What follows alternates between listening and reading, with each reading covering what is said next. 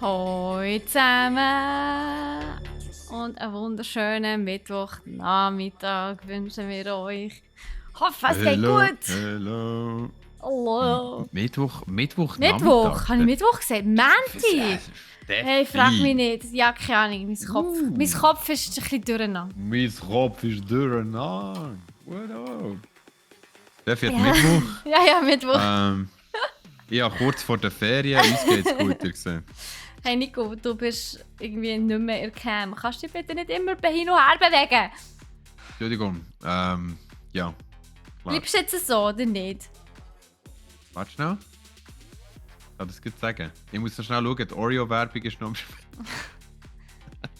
Sag mir einfach, ob du so hocken bleibst oder ob du dich noch bewegst. Ist egal, es kommt nicht auf die Werbung drauf an. Es kommt darauf an, ob du so sitzen bleibst oder ob du dich noch bewegst. So, schau, so, ist gut.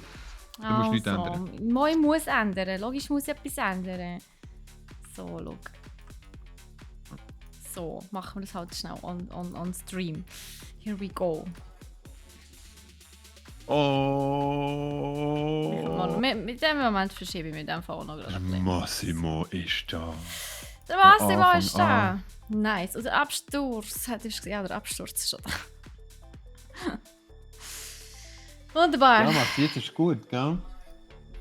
Schnell schauen, dass die Frisur sitzt. So. Der Bud Spencer ist oben. Nice, alle miteinander. Ey, frag mich nicht, warum ich Mittwoch habe. I don't know. Irgendwie, ich war am Wochenende im Tessin, ein bisschen im Schäferlein und vielleicht hat mich das ein bisschen durcheinander gebracht. Das kann gut sein. Du hast echt viel gearbeitet. Ja, ich habe zu viel gearbeitet. So sieht es aus. Oh Gott. Nein, aber ich hoffe, ich habe euch nicht einen allzu grossen Schock eingejagt, als ich gesagt habe Mittwoch. Zu viel in neuen Monitor geschaut. Hey, ich konnte den leider nicht einmal brauchen. Ja, bin hure sad. Den Monitor nicht einmal brauchen. Also, sagen wir es so, ich habe ihn gebraucht, aber bei mir daheim. Aber für das, dass ich ihn eigentlich gekauft habe, nämlich im Tessin, für das habe ich ihn nicht gebraucht. Hauptsache, ich habe ihn mitgenommen. Macht nichts, er ist nicht so... ja, also... Wir wären wirklich... Also wir hatten 2 Laptops dabei gehabt, das hat gelangt. Wäre halt cool gewesen, den Monitor halt ein bisschen zu benutzen. Aber jetzt habe ich ihn wenigstens für daheim. Das ist doch auch gut. Ja, das ist doch auch gut. Fair. So. Hoi miteinander. Was? Die Frisur hält. Welche Frisur? Die Frisur, Mini. Er meint Mini. Wieso? Ja, weil ich vorher gesagt habe, dass ich meine Frisur noch richten muss. Welche Frisur? Kennst du die Werbung noch? Ja, natürlich kenne ich die Werbung. Ich frage mich aber, Ja, bei welcher Frisur du willst etwas richten. Weißt du, ich richte jetzt bei dir, Kollege, gell? Du hast sogar eine Mütze an, da gibt es nichts zu richten an Frisur. Das ist nicht dein Problem, Steff. True that. Ja. Ja gut, ja, es ist immer gemein. Maxi, es ist immer gemein. Ja, einmal darf auch ich gemein sein, hä? Ja, so. Einisch ist gut. Ja, hast du ein Problem damit? Hallo? Ich weiss, Steffi. Ja, Nico. Sag schnell. Ich. Dein Wochenende. Nur arbeiten. Hast du wenigstens ein bisschen Sinn geniessen, Sonne, dies, das, Ananas? Ja, wir waren etwa summa summarum eine Stunde draussen in der Sonne. Und wir sind 2-mal auswärts gegessen von dem, und es war sehr gut. Was hast du gegessen? Das erste Mal, also am Freitagabend Trüffeltartar.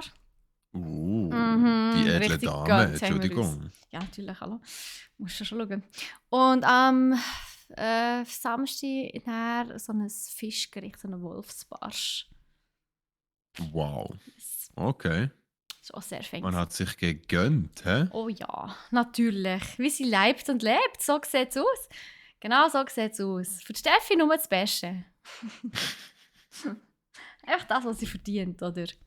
Für meine Steffi kaufe ich nur das Beste. Ja, gell? Ja, ist doch richtig so. Ich weiß nicht, was das Problem ist. Was, Weisskas? Selber Weisskas? Nur so tönt wie so eine Katzenfutterwerbung. Aber, yes, also, was meinst du, Steffi? Wenn wir Wolltest du gerade hören? müssen Ja, weiß nicht. leider- Meine lieben Zuschauer hier und Chat. Liebe Chat, habt ihr etwas zu Liebe erzählen? Chat. Wie seid ihr am Wochenende gemacht? Ist es euch gut Ich bin ergangen? Chats im Chat. Ja, ist es euch gut ergangen? Der Massi, also tschüss Ciao zusammen. zusammen. Oh. Massi ist so lustig. Er kommt immer reinschauen und er tut er so, als hätte er Huren viel zu tun. Ich muss gleich wieder arbeiten, ich muss los. Ja, alles Mega tipptopp. viel. Ja, noch ein Meeting. Was gut essen. Hey Hexo, wie geht's dir? Auf den See und das Taylor Hawkins Tribute-Konzert Aufnahme geschaut, okay. Oh, was ist Taylor Hawkins? Taylor Bin Hawkins, ich ich blöd? weiß Wer nicht, ist was Taylor Hawkins Taylor- wer ist Taylor Tribute-Konzert Hawkins? ist, aber scheint Taylor cool Hawkins. zu sein. Hast du gehört, Nico? Bist das A? Pünktli. Bin ich jetzt das? Okay. Ja. Mir geht's auch gut, Also. danke Hexo. Massi, aber wir können es morgen- gerne Heute Morgen habe ich ausdiskutieren. irgendwie noch nicht so aus dem Bett mögen. In meinem Kopf ist glaube ich wirklich Mittwoch.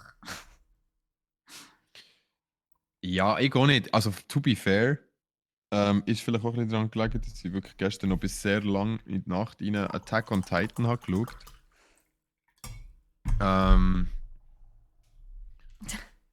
Und lang noch ich habe noch lange gezockt.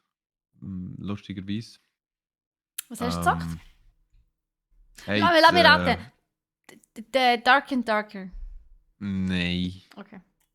Das Hodensack-Game. Apex. Was? Hodensack? Ah, das mit den Augen. Der Hodensack mit den Augen, alles klar. Okay. Ach, das wird für immer Insider bleiben. Ich sehe das schon. So schön. Nein, to be fair, ist halt so ein Game, wo man mega gut nebendran zum Das Serien spielen kann. Hodensack-Game. Perfekt. Genau.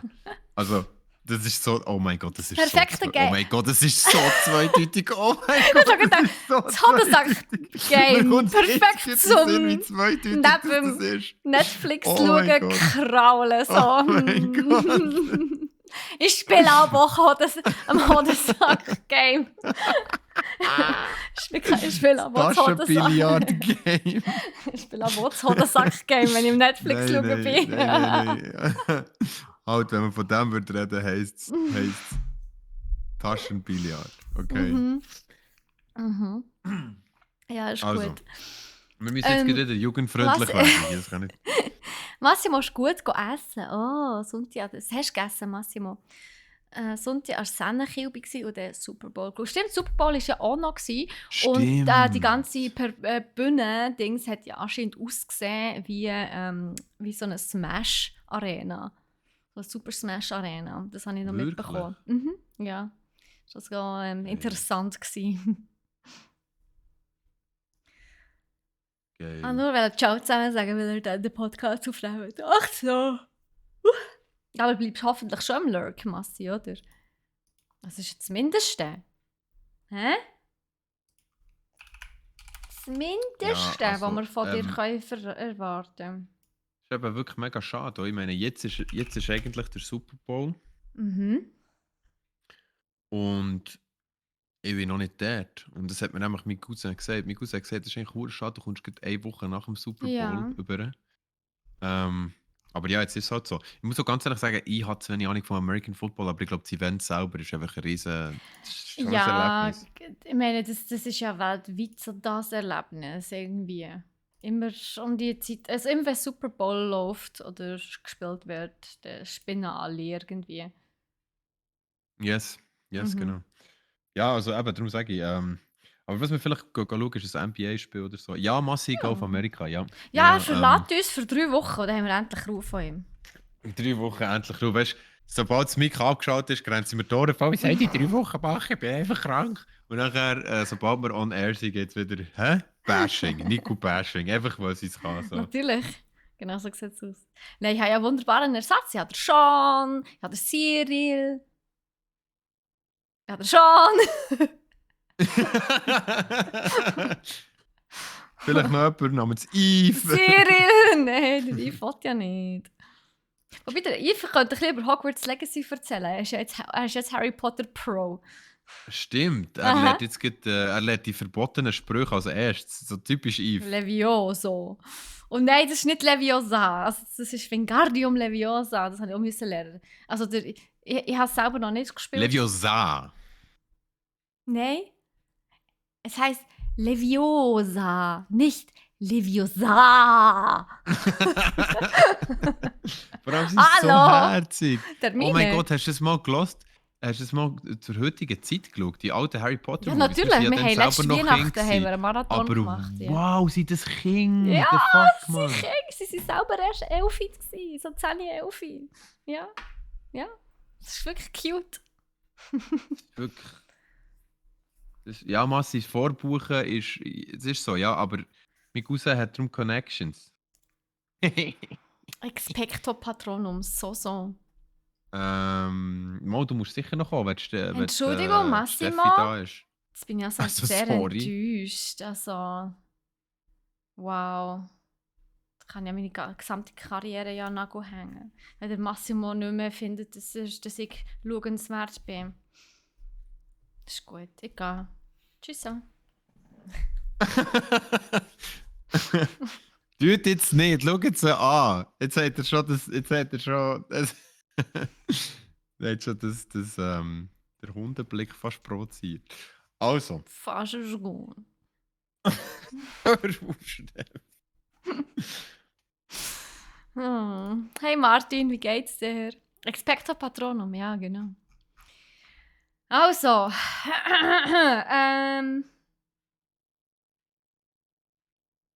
ja. Was? You know you are my. Was ist das? Eine Acid-Pille? Smile. Aha. Sunshine? Vielleicht sollte es ein Sünneli darstellen. Oder einfach ein Smile. Okay, Smile ist schon gut. I take it. Thank you. Södele. Ja gut, Oh shit, sorry, Massi. Das ist natürlich ein Smile, wo mega. Man sieht, dass es ein Smile ist. Ja, sicher. man Also sieht, wirklich dass Smile, es ein klar. Smiley Ja, ist. natürlich ist es ein Smiley. Ja, ist wunderschön zeichnet. Doch, das zeichnet. Ja. Und ja, wunderschön. Ja, ist Super Happy Bowl Face. Ja, das durch. habe ich sofort gesehen. Das hast eigentlich, Martin hat eigentlich wollen schlafen. Aber naja, macht er heute Abend. Ja, jetzt sind wir am Start. So, was ist das, 5 Uhr? Naja, ein bisschen weniger. 4:45. Das halte ich schon noch aus. Dann kannst du pennen. Ah, was? Du hast Ich glaube, durchgemacht, ein Martin. Happy Krass. Face sein. Ja, ich glaube auch, es ist ein Smiley, ja. Es ist auch cute. Ja, ist ein Smiley. Ja, auf jeden Fall. Ja, also blöd von Aber, mir. Ich habe es ja gesehen. Nico, ich wollte über Zelda reden. Können wir bitte anfangen? Ja, wir können ja anfangen.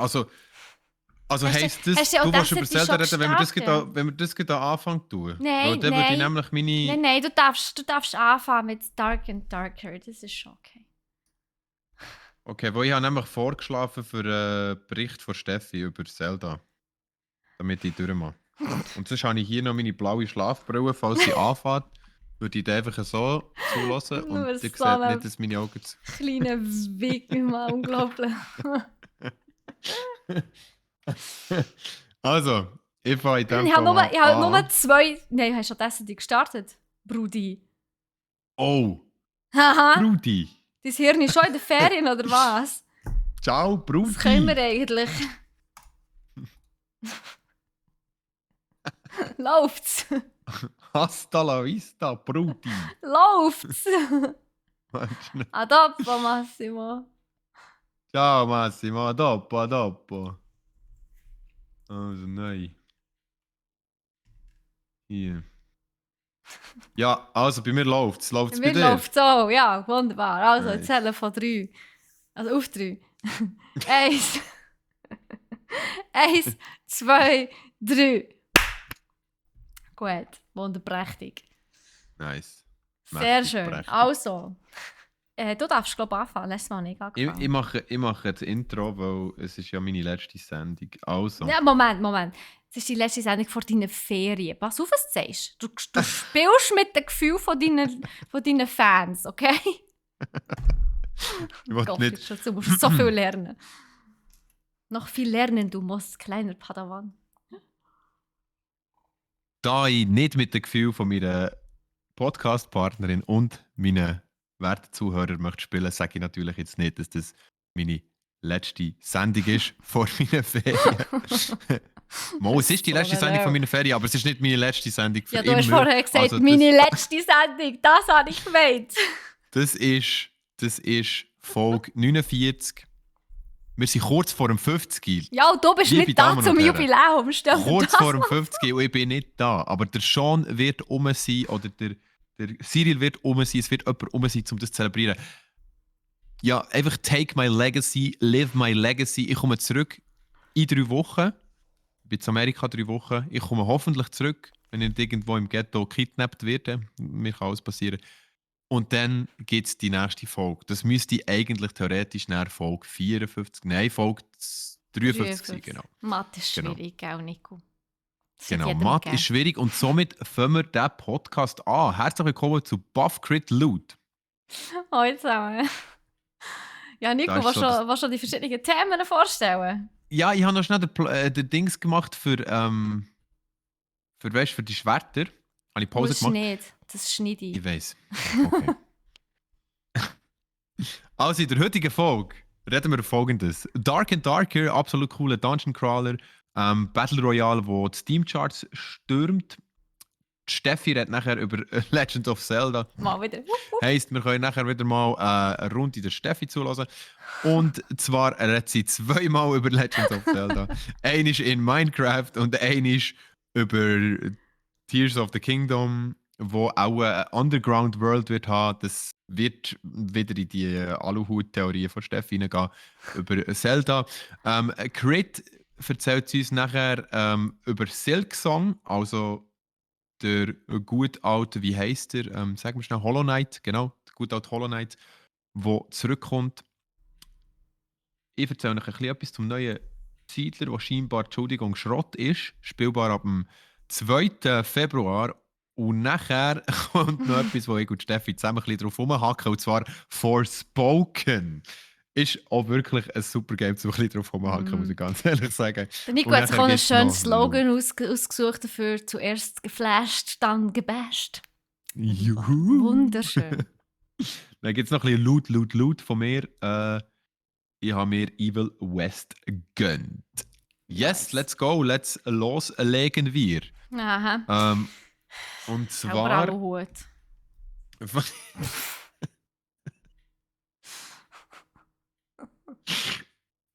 Das ist so gemein. Das hat nicht mit der Aluhut-Theorie zu tun. Stellen wir einfach so. Das sind super einen Link schlaue mit einem Fan-Theorien. Aluhut vor. Okay. Gib dir auch den Aluhut. Okay. Gut.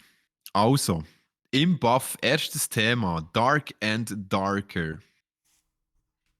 Habt ihr von diesem Game schon mal gehört, liebe Ja. Zuhörerinnen und Zuhörer? Steffi hat von diesem Game schon mal gehört. Das Game ist recht trendet in der letzten Zeit auf den Steam-Charts. Und zwar, einer der Hauptgründe ist sicher, dass die das ganze Game halt mal Free-to-Play haben verfügbar gemacht zum Spielen. Sie haben es zwar Demo genannt, aber es ist im eigentlichen Sinn grundsätzlich fast das ganze Spiel, außer das paar Inhalte, die noch nicht zugänglich sind, aber man kann es wirklich halt direkt spielen, man kann auch wirklich direkt anfangen. Es gibt kein Tutorial. Man kann natürlich Tutorial machen, man kann alles durchlesen, man kann sich informieren, wie man spielt. Aber ich und meine Kollegen, wir sind einfach mit rein, haben gesagt, komm, wir wählen unsere Klasse und rein in Dungeon. Und das ist wirklich mega cool. Und das schätze ich an einem Game sehr, wenn man einfach so reindroppen kann. Manchmal mache ich das mega gerne, so blind einfach. Und wir haben das gestern gemacht und ich habe schon länger ein Auge geworfen auf Dark and Darker. Ich kann es nur jedem empfehlen. Leider ist die Demozeit gestern ausgelaufen, das heisst, man kann es jetzt nicht mehr spielen und es wird erst gegen Ende 2023 auch rauskommen. Ist aber auch gut zu erklären, auch noch gerade warum. Was ist Dark and Darker? Steffi, was würdest du sagen, wenn du den Namen hörst? An was erinnert es dich? Entweder Horror oder irgendein Psychospiel oder so. Irgendetwas, wo du Genau. miteinander kannst spielen gegeneinander. So, weißt du, was ich meine? Genau. Also man So ein denkt bisschen wie dann an etwas Werwölfe. Düsteres. Ja, zum Beispiel. Es ist ja so, dass es wirklich, das Dark and Darker hat einen Sinn, weil wenn man durch die Dungeons läuft, und man muss sich vorstellen, es ist wirklich so ein, also ein First-Person Dungeon Crawler Game, wo aber auch ein Battle Royale ist. Man kann also zusammen mit 2 Kollegen, und ja, die Gruppe sind zwingend 3 Leute, das heisst, wenn ihr nur einen Kollegen habt, müsst ihr halt jemanden random dazu nehmen. Tut man durch die ganzen Kauergänge, durch die Dungeons durch sich schlagen. Und zwar gegen eine Zone. Die Zone geht immer weiter zu. Also so was Und Classic wie bei Battle PUBG und Royale, so, genau. genau, ja. Genau, Classic Battle Royale. Mhm. Aber natürlich mit Schwert, Schild, Bogen, So Medieval Wizardstab Style. etc. Genau, Medieval Style und auch Fantasy. Gegner, die man hat, sind zum Beispiel die man kennt, die herkömmlichen Fantasy-Gegner. Man hat Drache. Skelettkrieger, Skelettbogenschützen, man hat Zombies, Mumien, man kämpft gegen kleine Spinnen, die sind mega nervig, weil die trifft man nicht so gut. Und es hat in jedem neuen Raum Loot. Loot, Loot, Loot. Überall. Also in Blut jedem tut Fass gut. ist Loot, genau, in jedem Fass ist Loot, in äh, in jeder Kiste ist Loot, in jeder Vase ist laut. Also nicht vergessen, wenn man als Gruppe in einen neuen Raum kommt, immer schön ausleuchten, weil darum ist der Name auch Dark and Darker. Es ist alles ziemlich dunkel. Das heisst, man muss die Räume richtig ausleuchten und nachher muss man den Loot am Boden auch sehen. Es gibt auch Kisten, die kann man auftun. Es gibt Kisten, die sind schwieriger zum Auftun. Da braucht man zum Beispiel eine bestimmte Klasse, um die Kisten aufzutun, wo nachher das Schloss knacken kann. Steffi, du musst vielleicht erraten, was es für eine Klasse könnte sein, wo du spielst die am liebsten. Sagen wir es mal so. Ähm, Rogue. natürlich ist es der Rogue. Genau, natürlich ist es der Rogue. Man kann einen Barbar spielen oder eine Barbarin. Also es ist beides möglich. Beide Geschlechter. Ein Ranger, ein Wizard, ein Fighter, ein Cleric und eben der Rogue. Und ich muss schon ganz ehrlich sagen, von Anfang an habe ich natürlich zuerst schon den Barbar spielen, weil ihr kennt mich, oder? Reinsäckeln, hau drauf, let's go. Ähm, ist okay als Klasse, man hat sehr viel Health, man hat so einen Unverwundbarkeitszauber, den man machen kann. Aber er ist so langsam, also der Barbar ist so langsam, es regt dem schon fast auf. Ähm, Nachher habe ich den Fighter gespielt. Das ist eigentlich eine der besten Klassen, wenn man wirklich vor ihnen steht. Das ist halt wirklich so ein Fighter. Man kann mit dem Schild blocken, mit dem Schwert zuhauen, man kann aber auch eine Zweihandwaffe führen, man kann einen Speer. Ja, dann mit der Zeit habe ich einen Speer gefunden, der mega gäbig war, um gegen die NPCs zu kämpfen. Man kann ganz einfach einen ganz grossen Schild habe ich nachher auch gefunden. Da kannst du mit so einem grossen Schild, du hast dann kein Schwert, aber nur so ein riesiges Schild, läufst sofort deinen Kollegen her und blockst quasi alles ab. Also es ist mega lustig. Nachher gibt es den Wizard, natürlich der herkömmliche Zauberer, mit Feuerbau, mit Eiszauber, mit Arkanem, wo recht cool ist. Gegen grössere Gegner oder wenn man viel Schaden auf einmal machen möchte mit Feuerbau. Nachher gibt es den Cleric, ist eigentlich die Nonplusultra-Klasse, weil der Cleric kann einerseits mit Schwert und Schild oder mit Schwert und Morgenstern oder Mais kann zuhauen, aber er kann auch healen und er kann Leute buffen. Das heisst, jede gute Gruppe braucht eigentlich einen Cleric. Der Cleric kann die nachher mit einem Heal-Zauber belegen, mit einem Schutzzauber belegen und wenn du nachher auf andere Spieler triffst und du halt bufft bist, hast du ihnen schon einen Vorteil gegenüber. Ähm, aber eben, wie gesagt, da komme ich dann schon zum Thema Balancing. Ich meine, wir drei als komplette Noobs sind gestern dort reingedroppt und wir sind also von einzelnen Spielern, das dritt einfach kaputt gemacht worden. Und das Balancing ist einfach nicht da. Also Leute, die das halt jetzt die ganze Zeit schon gespielt haben, die nehmen die halt komplett auseinander. Und Das ist ein bisschen unsexy. das ist nicht so cool. Das ist nicht so cool. Aber was soll ich sagen? Es ist ja in diesen Games immer ein bisschen so. Also wie sagt man so schön auf Dark Soulish, geht gut. Ähm, was wir auch noch hatten, und ein cooles Phänomen war, wir haben realisiert, dass der Loot sehr ähnlich sich verhält wie bei Escape from Tarkov. Das heisst, wenn du gekillt wirst im Dungeon, du bekommst genau gar nichts. Also kannst du nichts heimnehmen. Nichts. Kein Gold, keine Waffe, nichts. Wenn du gekillt wirst, finito. Hä? Wenn deine Kollegen gekillt werden, genau das Gleiche. Also, die können, wenn der wenn ihr als Gruppe alle getötet werdet, es gibt kein Loot. Das Einzige, was man bekommt, ist Erfahrung, also XP. Macht das Ganze natürlich ein bisschen attraktiver für Leute, die gerne eine Herausforderung haben. Ich persönlich, der jetzt mega lange habe, bis ich in einem Game gut bin, rege mich meistens auf, weil ich jetzt all die coolen Waffen nicht behalten kann, die ich gelootet habe.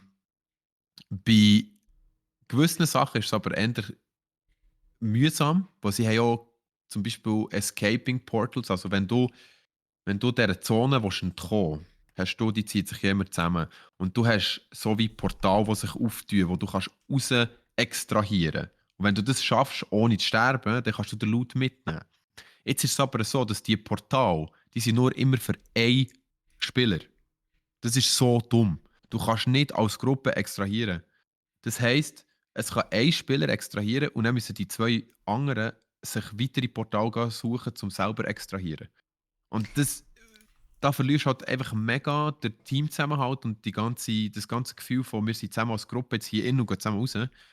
Und es kann ja immer noch sein, dass einer gekillt wird, bevor er extrahieren will, oder dass einer das Portal nicht findet und er in der Zone stirbt. Und das ist mega dumm. Also, das haben wir nicht cool gefunden. Ich hoffe, sie ändern das noch. Nur Ähm, mal ganz eine kleine Frage, Nico, an ja. dieser Stelle. Wieso genau ist das bei Buff und nicht bei Crit? Weil das klingt in meinen Augen alles nicht so cool. Hey, okay, Moment. To be fair, ich habe zuerst das Aha. Zeug vornehmen, wo mir persönlich nicht so zusagt am Game. Was mir aber am Game mega zusagt, ist das ganze Gameplay. Die Idee ist mega cool. Also zusammen mit den Jungs in den Keller runtergehen, in den Dungeon reingehen. Jede Ecke ist dunkel, du weißt nicht, was als nächstes kommt. Du hörst irgendeinen Schrei von irgendeinem Skelett, das irgendwo im Dunkeln ist und du weißt nicht, was es ist. Auf einmal fliegt der Pfeil dir voll in die Fresse. All das Zeug, das Finde ich ist jetzt also auch mega, nicht mega. besonders prickelnd, Ja, aber jetzt, Steffi, okay. wir sind dort verschieden. Aber ich finde Ja, die fair. Action, die es bietet, finde ich mega cool. Ich finde es nice, es gibt einen Teamzusammenhalt. Das ist wirklich das erste Dungeon Crawler Game mit dem Battle Royale Einfluss, wo ich persönlich wirklich die Erfahrung von einem geilen Dungeon Crawler zusammen mit meinen Kollegen in einer First Person kann machen und es ist glaubwürdig. Es ist wirklich glaubwürdig. Okay, Es fair. fängt mega zu looten. Das Looten ist so belohnend. Also du gehst wirklich alle die Vasen und Kisten gehst du gar kaputt holen, weil du willst wissen, was da drin ist, oder? Du findest mega viel Zeug, du findest neue Gear etc. Umso schlimmer ist es halt nachher, wenn du stirbst, weil du verlierst einfach alles wieder. Aber das macht das Game so gut. Also wir haben auch ein paar Mal gesagt, so Jungs, ist nur eine Demo, komm, jetzt gehen wir ins Apex. Und dann haben wir gesagt, ja, machen wir gleich noch eine Runde. Und dann haben Ah, wir nur gesagt, noch ja, eine komm, Runde, gell? Nur noch komm, eine. eine Runde spielen wir Nur noch. noch Also komm, eine. eine Runde spielen Nur wir noch noch. eine. Genau, nur noch Genau, eine. genau. Genau. Dann war es 3 Uhr Also es morgens. ist wirklich, genau, dann war es 3 Uhr morgens. Nein, natürlich nicht, aber Nur 2, fair. nein, to be fair, wir haben dann wirklich noch Apex gespielt. Weil für uns war wie klar gewesen, wir werden es anspielen, aber weil die Demo halt gestern geendet hat, ist es so wie nichts wert. Also alles, was du bekommst, wirst du dann eh nicht im Ach, kannst du nicht Fullgame haben. behalten. Nein, Okay, also fair. Ja, gut. ich glaube es nicht. Vor allem, man weiß noch nicht, wie viel es wird kosten. Also meine Kollegen sind der Überzeugung, es kostet etwas. Ich bin Okay. der Überzeugung, dass es Free-to-Play wird sein. Aber wir werden es sehen. Es ist noch nicht offiziell angekündigt worden, wenn es rauskommt, weil es leider erst gegen Ende Oh, aber 2023 stell dir rauskommt. vor, es ist Free-to-Play und es hat einen Ingame-Shop. Ja, ja. Aber ich glaube nicht, dass sie. Was mega scheiße wäre, ist, wenn sie so ein System würde einbauen, wo du halt besser bist, wenn du etwas kaufst. Aber das glaube ich nicht. Das glaube ich wirklich nicht. Das wäre richtig. Das würde überhaupt keinen Spass mehr machen. Das wäre ja auch nicht der Sinn der Sache, oder? Nein, es ist nicht der Sinn der Sache. Ich habe das Gefühl, das Game kommt für mich eigentlich schon sehr genuin und sehr authentisch über, weil man merkt wirklich, wenn man es spielt, dass also der Grundgedanke war halt wirklich von jemandem, hey, wir machen so einen Dungeon Crawler, wo man den Dungeon halt wirklich erlebt. Und Aber da zwar wird es sicher etwas kosten, ganz ehrlich. Wo du kannst ja nicht so ein Game gratis machen und nicht mal In-Game-Shop oder so. ja, to be fair, Es ist immer stimmt entweder das, oder. Es ist Steffi, immer ja, das entweder stimmt, das Free-to-Play stimmt. mit In-Game-Shop oder es kostet etwas. Das stimmt. Gut, Wir werden vielleicht, es sehen, ich bin vielleicht sind es auch gespannt. nur Cosmetics. Aber ja, Ich denke, wenn, das ist Cosmetics, aber ja, du ich wirst kann es sein. nicht vorgreifen. Mhm. Ähm, was ich sicher noch machen kann, ist der Vergleich zu so Skyrim und Oblivion. Aha. Das Kampfsystem ist sehr ähnlich. Also stell dir vor, wie man im Skyrim gekämpft hat und im Oblivion gekämpft hat. Aha. Damals. Oder im Morrowind noch. Edler Klassiker von damals. Es ist wirklich so. Es ist wirklich so Skyrim Oblivion-Style kämpfen. Also wirklich mit dem, weißt, das Schwert hat schon ein Zeitchen, bis es ab auf den Gegner geht. Und du musst schon zielen, dass du nicht triffst. Und es sind so ein bisschen Nach clunky New Bewegungen. World. Ja. New World hat mir nicht gefallen.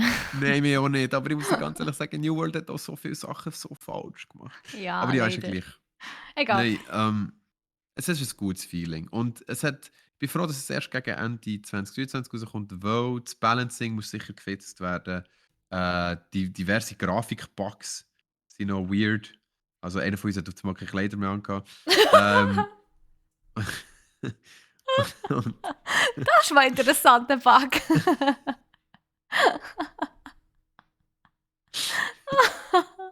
ja, das ist Geil. klar gewesen, dass du das ein interessanter Bug Ja, finde findest. ich super. Das finde ich Ja, wünschst du fantastisch. dir den Bug auch aber Ja. schon, hä? Ja. Gut. Ein Also, lassen wir grossartig. das. Und eben das mit, dass man nur mal alleine aus dem Portal kann escapen, finde ich auch mega nicht cool. Aber ich hoffe, sie fixen das noch. Und dann würde ich sagen, ist das Ganze eigentlich Gehen wir jetzt zu einem aufbauend endlich cool. spannenden Thema, das die Leute auch wirklich interessiert. Genau, kommen wir zu dem Thema, das Steffi eigentlich die ganze Zeit schon hat anschneiden. Also der Ja. ganze Themenblock. Viel Ich Spaß darf mit endlich wieder Steffis mal, Themenblock. ich darf endlich wieder mal über Zelda reden. Ja! Nicht gut, ich bin hyped. Ja, das ist schon okay. Das ist schon. Nein, also folgendes. Ich habe 2 verschiedene Themen rund um Zelda. Einerseits geht es um Minecraft. Ja, ihr habt es richtig gehört, die haben mir nicht versprochen. Minecraft. Und das zweite ist dann noch Tears of the Kingdom, auf das, wo wir alle schon so sehnsüchtig warten und wo nur noch irgendwie 89 Tage weg ist. Oder irgendwie so etwas. Irgendetwas in diesem Schlag umeinander. Auf jeden Fall kann ich wirklich es kaum erwarten, dass das Game dann endlich bei uns ist. Und jetzt habe ich meine Notizen verloren. Was sind meine Notizen? Das sind meine Notizen. Wieso sind die da unten? Muss ich nochmal, das geht's doch nicht. Ah. Also, folgendes. Da bin ich gewesen. Genau, also ihr wisst ja, es gibt ja so ganz verrückte Leute aber da außen in dieser Welt, die ganz crazy Schissel machen, vor allem in Minecraft. Also wir haben ja auch schon mal einen vorgestellt, ganz am Anfang, ich glaube, das war Episode 11 oder so, wo einer das ganze Universum in Minecraft nachgebaut hat. Das Mit weiss ich noch. seinen Steinen, also mit diesen Klötzchen, genau. Und jetzt hat aber der YouTuber Klauser hat Legend of Zelda nachgebaut, also the original Legend of Zelda. In Nice. Minecraft. Und für das hat er aber keine Mods benutzt, sondern nur Befehlsblöcke, eigene Texturen und sonst einfach normale Hilfsmittel, die in Minecraft selber verfügbar sind. Weil er eben wollte zeigen, dass es auch so geht, dass es machbar ist. Und dass es die Leute eben auch nachbauen können. Und er hat tatsächlich ein Making-of-Video dazu gemacht, wo man schauen kann. Und es hat momentan 4710 Likes. Warum sage ich euch das? Weil Ja, er hat gesagt, sag er hat- was für ein random Fact. er hat gesagt, bei 5000 Likes würde er das Game allen zur Verfügung stellen. Dass es alle Leute in Minecraft können sich dort bei ihm einloggen und das spielen. Krass, was? Also das ganze Game, das Ganze ganze Game. Game. Ja, hat er Holy shit. also hat er in Minecraft nachgebaut. Ja. Und da hat er natürlich einige, also ich meine, ihr wisst ja ein bisschen, wie Minecraft funktioniert, nehme ich mal an. Das Gameplay an sich ist ganz anders. Erstens mal ist es 3D. Klar, es ist Ja, Klötzchen, klar. aber es ist 3D. Du kannst auch hüpfen, du hast Hunger und so weiter. Oder? Und das hat er auch alles zum Beispiel müssen abstellen. Oder? Und es ist wirklich ja, recht krass gewesen, ihm ein bisschen zuzuschauen bei dieser Behind the Scene bzw. bei diesem Making-of-Video, wie er das alles aufgebaut hat, was er sich für Gedanken gemacht hat und hat wirklich angefangen, einfach wirklich mal mit der Map. Und ja, gell, ich meine, Legend of Zelda, der erste Titel ist jetzt nicht so wahnsinnig gross. Das ist machbar.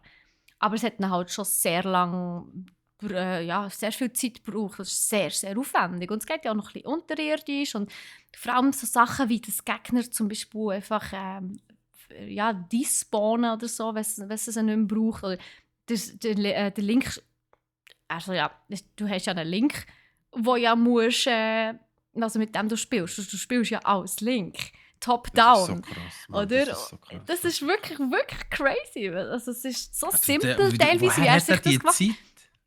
Der ist YouTuber, ich glaube, er ist Vollzeit-YouTuber. Aha. Also von Okay, dem her, okay. ja. Nein, aber es ist wirklich krass. Also die Idee, also die Sachen, die er sich überlegt hat, ist wirklich, wirklich cool. Aber er hat sich wirklich, er hat mit ein paar Herausforderungen zu kämpfen gehabt. Zum Beispiel auch eben, der Link hat ja auch müssen animiert werden, zum Beispiel, wo er läuft ja. Und was ist mit seinem Schwert, wo er hat ja ein Schwert. Und das ist ja auch zum Beispiel, also bei Legend of Zelda ist es so, wenn du voll geheilt bist, also wenn du voll Leben hast, dann kannst du die Schwerter so schießen. Also so einen Lichtstrahl. Also, zwei Sachen sind schon ein bisschen anders, aber es geht wirklich extrem nahe an das Original an. Und wo die ganzen Gegner, die er gemacht hat und so reingesetzt hat, wo die abschießen mit irgendwelchen Sachen. Es ist wirklich, wirklich mega cool. Ich habe auch ein Like dort gelassen bei diesem Video, wo ich wirklich so ein bisschen die Hoffnung habe, ja, dass er das Game kann veröffentlichen kann. Und sind wir ehrlich, ich meine, Minecraft ist jetzt ein bisschen einfacher zu verstehen als andere Game-Programmierungsprogramme, sage ich jetzt einmal. Von dem her ja, wäre es natürlich schon cool, ja, wenn es ein bisschen öfters genutzt werden, um so Games nachzubauen oder zum eigene Games entwickeln. Weißt du, was ich meine? Das ist ja, also das zeigt mir einfach, dass, ich meine, Minecraft ist für mich schon immer ein Game gewesen, das ich zwar nicht gerne gespielt habe, aber wo einfach die Möglichkeiten so unendlich gross sind, was du machen kannst. Weißt du, was ich meine? Ja, und du hast ja auch die Möglichkeit, jeder kann ja einen eigenen Minecraft-Server haben, oder? Man kann ja Ja, sich einen eigenen Minecraft-Server machen. Und ja. dann gibst du halt natürlich den Leuten die Möglichkeit, einfach alles zu machen. Also es ist wie Open Source und das ist halt, das ist halt mega cool. Es ist richtig gut, ja. Und ja, aber er hat im Moment 4710, also es fallen nicht mal mehr 300 Likes und dann wird er das Game zur Verfügung stellen. Und das ist wirklich, wirklich cool. Ja, also, also ich habe das Video eben geschaut und es sieht wirklich so authentisch aus. Das ist Wahnsinn. Das macht richtig Bock drauf, das alte Legend of Zelda mal wieder zu gamen. Ah, das ist halt 3D. Ja. Okay, also was ich jetzt sehe, ist, also, wie soll ich sagen, natürlich, auf dem Podcast ist für euch jetzt nicht möglich, aber wir haben natürlich jetzt im Stream nicht gerade, das Video am Laufen. Es ist interessant zu sehen, dass es halt gleich immer noch aussieht wie die Version, die man auf dem Gameboy hatte. Einfach halt 3D ein bisschen, also die Figuren sind 3D. Ja, ein Was bisschen immer, nur. Nur ein bisschen. genau, was ich mir darum vorgestellt habe, wo du es als erstes hast thematisiert, habe ich so gedacht, okay, es wird so Zelda sein in dieser Minecraft? Nein, Minecraft-Welt. Er Ja, hat ja. wirklich geschaut, dass die ganzen Texturen und eben die Blöcke und so wirklich sehr authentisch aussehen, wie bei The Ja, Legend of fair. Zelda. Ja. Und auch es gibt zum Beispiel Gegner, wo du zuerst musst reinlaufen oder, oder angreifen, dass sie dann von Statuen sich verwandeln in echte Gegner. Und so Sachen sind recht herausfordernd. Das musst du zuerst mal Ja, rausschaffen. natürlich. Also herausfinden, wie das funktioniert. Oder auch, dass Genau. Gegner irgendwie Schlüssel fallen oder so, weißt? Oder Ja, dass genau. einer von den Dungeon-End-Gegner, so ein Drache, der so 3 Feuerbälle spuckt. Ich meine, ja, super. das musst du zuerst mal herbekommen. Hey. Also das ist mega Leistung. Und ich bin Also immer das wieder ist baff, ja, was so Leute herbekommen. Hey. Also das ist wirklich geil. Ja. ist sehr geil, muss ich sagen. Mhm. Also cool. Ich habe zuerst zwar gedacht, oh, Zelda, die Steffi, das wird wieder ein aber Thema sehr interessant, wirklich sehr interessant. Und muss man auch appreciaten, die Leute, also dass die nehmen sich die Zeit, die die bauen Ja. das braucht so viel Dedication. Also ganz viel Respekt von meiner Seite dort. Mhm. Ja, er hat dann auch noch ein paar Kollegen eingeladen, zum zu spielen. Und Mhm. am Schluss des Videos sieht man noch so ein bisschen die Reaction von denen. Und das ist wirklich fantastisch. Also, ja, ich würde euch gerne in den Shownotes verlinken. Geht euch unbedingt anschauen und lasst ein Like da, damit ihr es öffentlich macht. Das wäre mega cool. Yes. Cool. Nice. Ja, Zelda so in viel. Minecraft. so Okay, viel jetzt geht zum, weiter mit Zelda, ja, Steffi, sag's so viel uns. zum ersten Zelda-Thema. Jetzt kommen wir zum nächsten Zelda-Thema. Und zwar ist ja letzte Woche die Nintendo Direct gsi. Und dort ist ein neuer Trailer vorgestellt worden. Und da hat man natürlich gerade müssen analysieren. Ist ja logisch, oder? Und also nicht nur ich, sondern natürlich auch ganz viele YouTuber, die das hauptberuflich machen, sie wirklich die Trailers Frame für Frame anschauen. Und ja, wirklich haben jeden Pixel untersucht, um zu schauen, was es da alles so Neues könnte geben und Spannendes könnte geben. Ich denke mal, so etwas vom Spannendsten überhaupt, was man gesehen hat in diesem neuen Trailer, ist, dass es anscheinend, also es sieht so aus, dass man nicht nur auf in die Luft kann, sondern dass auch gewisse Sachen unterirdisch passieren. Also man hat ja in den bisherigen Zelda-Trailers, also in den Tears of the Kingdom-Trailers immer gesehen, so, ja, eben, viel Fokus auf die Himmelsinseln gelegt wurde, dass man viel also hoch in die Luft rauf kann, auf die Inseln und so weiter. Aber anscheinend geht es auch unterirdisch ein bisschen in die Erkundung rein. Also ich bin sehr gespannt, was da alles auf uns wartet und auch unterirdisch. Man weiss ja, dass also unter dem Schloss wartet ja der Ganondorf seine mumifizierte Leiche, sage ich jetzt mal. Das weiss man ja schon, das ist ja der Anfang eigentlich vom ganzen Game, wo ja dann das Desaster erst ausbricht.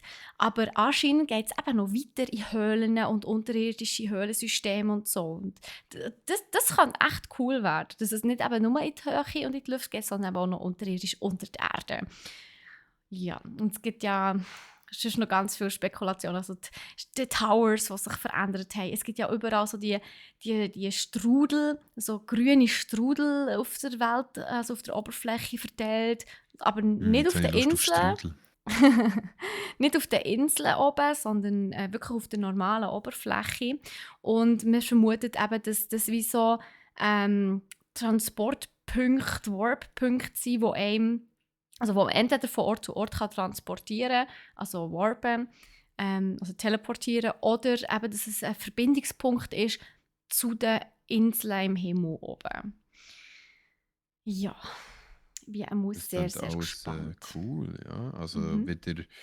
wieder ein paar Revelations, Steffi. Jetzt müsstest du fast einen einzelnen Zelda-Podcast machen mit deinen Langsam könnte ich wirklich einen Revelations. eigenen Zelda-Podcast machen, ja. Ich meine, sind wir ehrlich, was super, super spannend ist, das haben wir jetzt gerade im neuesten Trailer eben gesehen, ist, dass äh, Link sein Arm wird ja massiv damaged. Also das hat man ja im ersten Trailer gar nicht so wirklich gesehen, aber sein rechter Arm ist ja basically komplett kaputt und verkockelt und es sieht richtig schlimm aus. Und man sieht ja auch, also man hört auch Zelda ihre Stimme, wie sie eben so betet, so «Please lend him your power». Mhm. Also das ist, man hört es, während sie runterfällt. Ich glaube zwar nicht, dass sie es währenddessen sagt oder denkt oder eben betet, sondern ich habe das Gefühl, das findet auch zu einem anderen Zeitpunkt vom Spiel statt. Ich bin auch super gespannt. Ich bin immer total irritiert, weil eben der Dekobaum wird nicht dargestellt. Oder da der schwarze Wald, wo ja so in Dunkelheit gehüllt ist.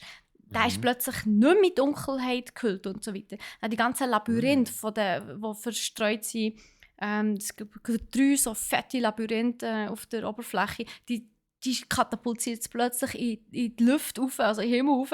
Ich bin wirklich Mhm. sehr, sehr gespannt. Und ich bin immer noch der Meinung, dass man vielleicht sogar wirklich entweder Flashback-Szenen spielt oder vielleicht einfach effektiv ein bisschen Time Travel. Also ich fände es mega geil. Aber ich könnte mir auch vorstellen, dass man Flashback-Szenen spielt. Wo er verschmilzt ja mit dem Arm. Und man munkelt ja, dass der Arm am Original Hero vor 10'000 Jahren gehört hat. Und ich kann mir natürlich vorstellen, dass seine Erinnerungen mit dem verschmelzen oder so. Weißt du, was ich meine? Fair. Ja. Das wäre auch Also, noch sehr spannend. ich habe das Gefühl, die sorgen auch die sorgen auch ein bisschen für Verwirrung, bewusst, oder? Total, ja, logisch, das machen sie immer gerne. Die wollen immer ein bisschen in die Irre führen, damit man dann doch noch überrascht wird. Und das muss man Nintendo wirklich lassen. Sie schaffen es wirklich jedes Mal wieder, ja, Ist natürlich, die etwas Community springt Neues. natürlich auch voll auf das Ja, an. logisch. Also, Aber sie schaffen es wirklich jedes Mal wieder, etwas Neues zu bringen, etwas Überraschendes zu bringen. Ich meine, wir machen sogar unsere eigenen Fahrzeuge das mal. Also im ersten Teil ist es ja wirklich so ein bisschen abused worden, dass gewisse sehr clevere Spieler die Fähigkeiten so umgedreht haben, dass sie ja, sich irgendwie auf eigene so Pseudo-Fahrzeuge haben können basteln oder dass sie irgendwie mit Türen oder so sich in die Luft geschwebt, also erhoben haben. Und ganz, ganz, ganz witzig. Und jetzt in diesem Game, also in der Fortsetzung, kann man effektiv seine eigenen Fahrzeuge bauen. Und also nicht nur Fahrzeuge, sondern auch Flugobjekte, sage ich jetzt einmal. Es sind ja nicht Flugzeuge, es sind Flugobjekte. Also Ballon zum Beispiel baut man sich selber. Und so Sachen. Es ist wirklich, wirklich mega cool. Ja. und sehr, sehr Ja. nice. Also mein Hype ist mal wieder super da. Ich freue mich unglaublich auf das Game. Ich kann es kaum erwarten. Das hätte ich auf jeden Fall. Jedes Das Mal hätte ich das wieder, Game. Nico. Jedes Mal. Es hat mich jedes Mal. Aber es ist okay. Also weißt du, ich muss sagen, mittlerweile. Nein, also ich kann es vielleicht relaten. Wie soll ich sagen? Ich kann es jetzt, glaube ich, relaten mit etwas wie Hogwarts Legacy. Weil das ist schon so etwas, das ist generationenübergreifend, so Nostalgie behangen und mit so vielen Erinnerungen aus deiner Kindheit verbunden, dass es gar nicht anders geht, als dass es einfach so feierst. Weil jetzt auch bei Hogwarts Legacy so viele Leute, die eigentlich nicht RPGs spielen, und ich weiss das, weil ich die kenne, spielen jetzt Hogwarts Legacy. Also gestern, ich habe es heute der Steffi auch schon gesagt, gestern bin ich am Zocken gewesen und ich habe die ganze Zeit die Steam-Benachrichtigung bekommen, unten rechts. Der und der spielt Hogwarts Legacy, der und der spielt Hogwarts Legacy, der und der spielt Hogwarts Legacy. Der eine Kollege von mir, der Zomuku, der hier aber auch Ja. bei uns im Der ist jetzt Chat sicher auch rum mit ist, dem Hogwarts Legacy spielen, darum ist er nicht der hier. der streamt sonst immer nur Formel 1, aber der hat angefangen Hogwarts Legacy streamen, einfach so aus dem Nichts. Also von Formel 1 zu Hogwarts Legacy, was für ein Stilbruch. Aber einfach, weil er sich so mit dem Game kann identifizieren kann. Der Eve Crazy. lernt alle Sprüche auswendig, von Crucio über Oh, der ganz Grammel da. verbotenen. Ja, der hat er schon gelernt, hat er gesagt. Also das ist so schön, wie ein Game die Leute wieder reinzieht und man sieht, dass wir doch dort alle die gleichen Nerds sind. Also das ist ich finde es unglaublich schön. So. Das ist so, dass man sieht, wo wir alle irgendwo so die Nerd-Verbindung auch haben, wo wir alle so ein bisschen die kleinen Nerds sind und Harry Potter noch feiern und Hogwarts. Vor allem finde ich es und witzig, das dass es auch viele spielen, die Harry Potter nicht mal kennen. Also, die sind nicht mit Harry Potter, mit den Büchern oder mit den Filmen aufgewachsen und spielen es trotzdem. Das ist aber schon cool. Ja, aber vielleicht ihre Eltern. Nein, ich rede von erwachsenen Männern. Aber jetzt überleg dir mal die Jungen, die es spielen. Stell dir jetzt mal vor, du bist Ja, Mami ja, aber ich rede und von dein den Kind spielt Älteren. Hogwarts Legacy und kennt es nicht. Ja, aber ich Hättest du rede ihm von zuerst... Älteren.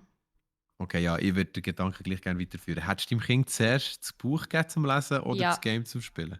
Ja, gut. Beste Antwort. Beste Antwort. Sehr gut. Mehr wollte ich gar nicht wissen. Steffi, Zelda. Sind wir durch? Vorerst, ja. Also nicht, dass es im Crit wiederkommt, aber für den heutigen Podcast sind wir vorerst fertig, ich glaube es, ja. Ja. Fair.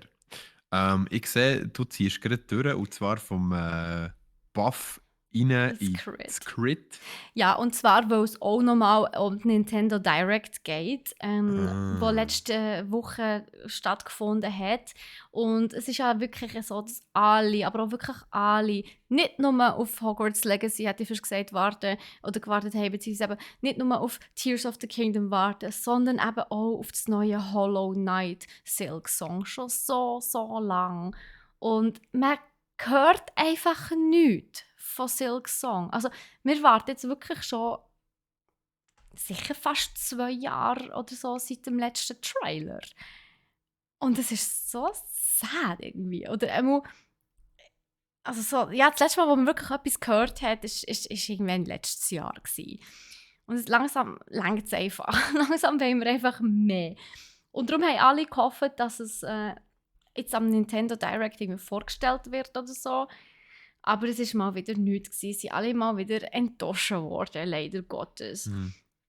Ja, und jetzt hat aber einer, der das Spiel testet, also ja, Games werden ja auch getestet, bevor sie effektiv veröffentlicht werden, wo ja, es ist auf Bugs testet und halt auf die Spielbarkeit und ob es machbar ist und so weiter. Und genau, und einer von diesen Tester hat auf einem Discord schlussendlich geschrieben, eben, ja, er verstehe alle, die auf Silk Song würden warten. Er kann garantieren, dass es ein fantastisches Spiel wird. Also, Mhm. ja, also der Tester selber hat schon confirmed, dass es wirklich ein geniales Spiel sei. Jetzt hoffen wir natürlich alle, dass es ja wirklich stimmt, dass es nicht einfach reines Marketing ist. You never know. Aber es sieht schon so aus, als müsste man noch ein Weile warten. Aber wenigstens wissen wir auch, es ist ein bisschen eine Testphase. Also, es ist schon so weit fortgeschritten, das Game, dass man es schon kann, also das Testspieler das wenigstens schon spielen können. Ja. Aber wie lange das es noch geht, bis man es effektiv auch kaufen kann, oder zumindest eine Demo spielen oder so, Mhm. das geht auch wirklich noch eine Weile. Man hat so ein bisschen die Hoffnung, dass es im nächsten Xbox Showcase vorgestellt wird, wo ja Microsoft so ein bisschen am engsten verbunden ist mit Hollow Knight. Sie haben es ja während dem Summer Showcase eben letztes Jahr gezeigt. Das ist so das Letzte, was man wirklich so gehört hat von ihnen, beziehungsweise ja, ist ja meistens so, dass wenn Microsoft in seinen Showcases etwas zeigt, geht es meistens so ein Jahr maximal, bis das Spiel verfügbar ist. Das heisst, ja,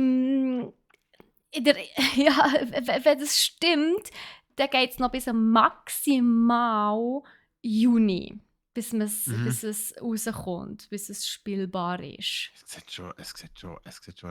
Also, ich mega meine, cool. Hollow Knight haben wir ja alle gefeiert. Ja, Also, Hollow Knight ist le- ein mega geiles Game. Schwierig. lass mich Aber lügen. Es ist hure schwierig. Also, ich ja, muss natürlich ja, sagen, ich habe es nicht ich gehe durchgespielt. nicht. Aber es ist mega cool. Aber echt das Artwork und all das Ja. ist so sympathisch. Mhm. So, Ich es find- besticht so mit seiner minimalistisch auch. Einfachheit, gell? Ja, Genau, ja, genau. ja. Ich finde aus grafischer Sicht ist es minimalistisch in der Mhm. Perfektion schon Du meinst, fast. es ist perfekt in seinem Minimalismus. Ja, genau. Ja, Weil absolut. es so viel Zeug weglässt, was es eigentlich nicht braucht, aber gleich auch noch Mhm. so schön ist als Spiel. Ja, also Leute hoffen wir, dass Juni wahr ist. Aber ja, es ist halt schon so ein bisschen so, es ist schon Februar und irgendwie hat man so das Gefühl, jetzt hat man immer noch nichts gehört. Irgendwie, langsam wird es ein bisschen unwahrscheinlich, dass es effektiv im Sommer rauskommt. Aber ja, die Hoffnung stirbt zuletzt, Leute. Die Hoffnung stirbt zuletzt. Und ja, es ist im Crit, wo wir eben immer noch nichts gehört haben. Darum ist es im Crit. Genau. Ja, also in dem Fall. Genug Nintendo, genug Zelda, genug Steffi für jetzt. Das nächste Thema ist meins. Und zwar das neue Siedler Oh yes. ist scheinbar Schrott. Und zwar sagt es der Maurice. Wer ist der Maurice? Gell, ist eine gute Frage. Der Wer Maurice kennt den ist, Maurice schon nicht? also wer kennt ihn nicht? Er ist ein RTS Strategiespiel-Legende, GameStar-Journalist in der deutschen YouTube-Szene recht unterwegs. Und der Maurice ist, ich muss immer an den Dude denken ich muss immer an den Dude denken von Maurice! Dings. Ja, genau! Ja, wie heißt der Film? Ich weiß es Ähm, nicht. Aber der mit dem Maurice! Löwe und dem Zebra und so. Maurice! Ah, ja, ja, Maurice! Madagaskar! Madagaskar! Ja, Maurice! Madagaskar! Maurice! Entschuldigung, sorry. Also, auf jeden Fall, hat ein Video dazu gemacht, mehrere Videos dazu gemacht, wie jetzt neue Siedler echt könnte rauskommen. Und der ursprüngliche Entwickler, also der ursprüngliche Vater, Schöpfer, hinter die Siedler, hinter jedem die Siedler-Teil ist der Volker Wertig. Und wer die Siedler mal gespielt hat, der weiß, das ist ein richtig, richtig nices Aufbaugame. Das ist ein Aufbaugame mit Tiefe, das ist ein Aufbaugame mit viel Strategie, Planung, Handel. Ähm, Eben so ein richtig cooles Aufbaustrategiespiel, wo man sich viel muss überlegen muss, wie man seine Gebäude herstellt, was man wo produziert, damit man ein Endprodukt kann haben kann, das nachher für einen Sinn macht, wo man welche Ressourcen gegen abbauen, etc. etc. etc. Jetzt ist es aber so, dass das Projekt die haben zusammen angefangen mit dem Volker Wertig das entwickeln, weil sie gesagt haben, also, wir entwickeln das mit dem ursprünglichen Entwickler zusammen. Er hat sich aber in der Zeit von der Entwicklung abgewendet vom Projekt. Also er ist wirklich literally gegangen. Weil das, was sie gemacht haben, hat ihm nicht zugesagt. Ähm, Was ist passiert? Das ganze Game, seit er gegangen ist, hat sich in eine Richtung entwickelt und ich glaube auch schon vorher hat sich in eine Richtung entwickelt, wo Siedler-Fans nicht mehr so wird gefallen. Und was vor allem betrieben ist worden, ist Streamlining. Steffi, was ist Streamlining? Das ist nämlich ein Begriff, den ich zum ersten oder zweiten Mal erst gehört habe. Und das ist noch interessant. Was würdest du unter Streamlining verstehen, Steffi? Ja, einfach, dass das Game abgebrochen wird in so seine Essenz und nur noch das Allerwichtigste effektiv ja, dann spielbar ist und so die wichtigsten Parts und die ein bisschen unrelevanteren Sachen rausgenommen werden. Exactly. Also hundertprozentig das. Es ist ein Downgraden auf die Very Essentials vom Spiel. Ähm, Was natürlich aber nachher leidet, ist die Spielqualität, oder? Und die Spielerfahrung, also das heißt die ganze User-Erfahrung, die ganze Spielererfahrung, die man hat, die leidet meistens bei einem Streamlining. Weil erstens, und das ist einer der wichtigsten Punkte, alles, was am Anfang bei der Ankündigung versprochen ist worden, ist nicht gleich. Wird nicht so gemacht. Ist nicht alles, die Inhalte sind nicht alle da, die angekündigt wurden. Nachher gibt es Sachen, wo ein Siedler-Fan zum Beispiel jetzt ein Muss oder früher war es zum Beispiel so gewesen, und da scheiden sich Geister, bin ich ehrlich. Früher war es zum Beispiel so gewesen, wenn du eine Schweinefarm hast gemacht, hast du nicht einfach so können, Fleisch produzieren, sondern du hast zuerst einen Kornspeicher gebraucht, Wasserzufuhr und einen Schlachter, wo du hast können Zäune schlachten, wo du auf der Schlacht hast gezüchtet, oder? Auf der Farm hast gezüchtet. Und Das heisst aber, du brauchst das schon hat noch ja zuerst Sinn eine gemacht. Farm mit so. Genau, du hast eine Farm gebraucht, Ja, ja. also eine Farm, einen Kornspeicher, Wasserzufuhr und einen Schlachter. Wenn Mhm. du das nicht hast, hast du nicht können Fleisch produzieren. Im neuen Siedler ist es einfach so, es gibt ein Gebäude, das produziert einfach unendlich Fleisch. Okay, Mega wow. geil. Das macht Ähm, ja aber überhaupt keinen Sinn. Es erinnert mich an Mobile Games irgendwie, so von der ja, ja, Einfachheit. ja, ja, genau, Steffi. Und das ist es so. Was es basically Siedler heute ist, was das neue Siedler ist, was rausgekommen ist, die Siedler, die Settlers Allies, heisst es, die Siedler Allianzen, oder Neue Allianzen Verbündete, heisst es, glaube ich, neue oder? Ich Allianzen, glaube es, genau, ja.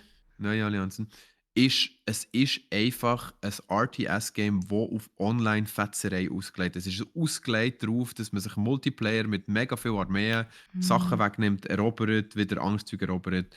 Ähm, aber das halt alles auf einem sehr tiefen Niveau. Im Sinne von, die Grafik ist nicht mal schlecht, aber die ganze Auslegung von der Sachen ist halt wirklich Mobile-Game-mäßig sehr nur das Wichtige.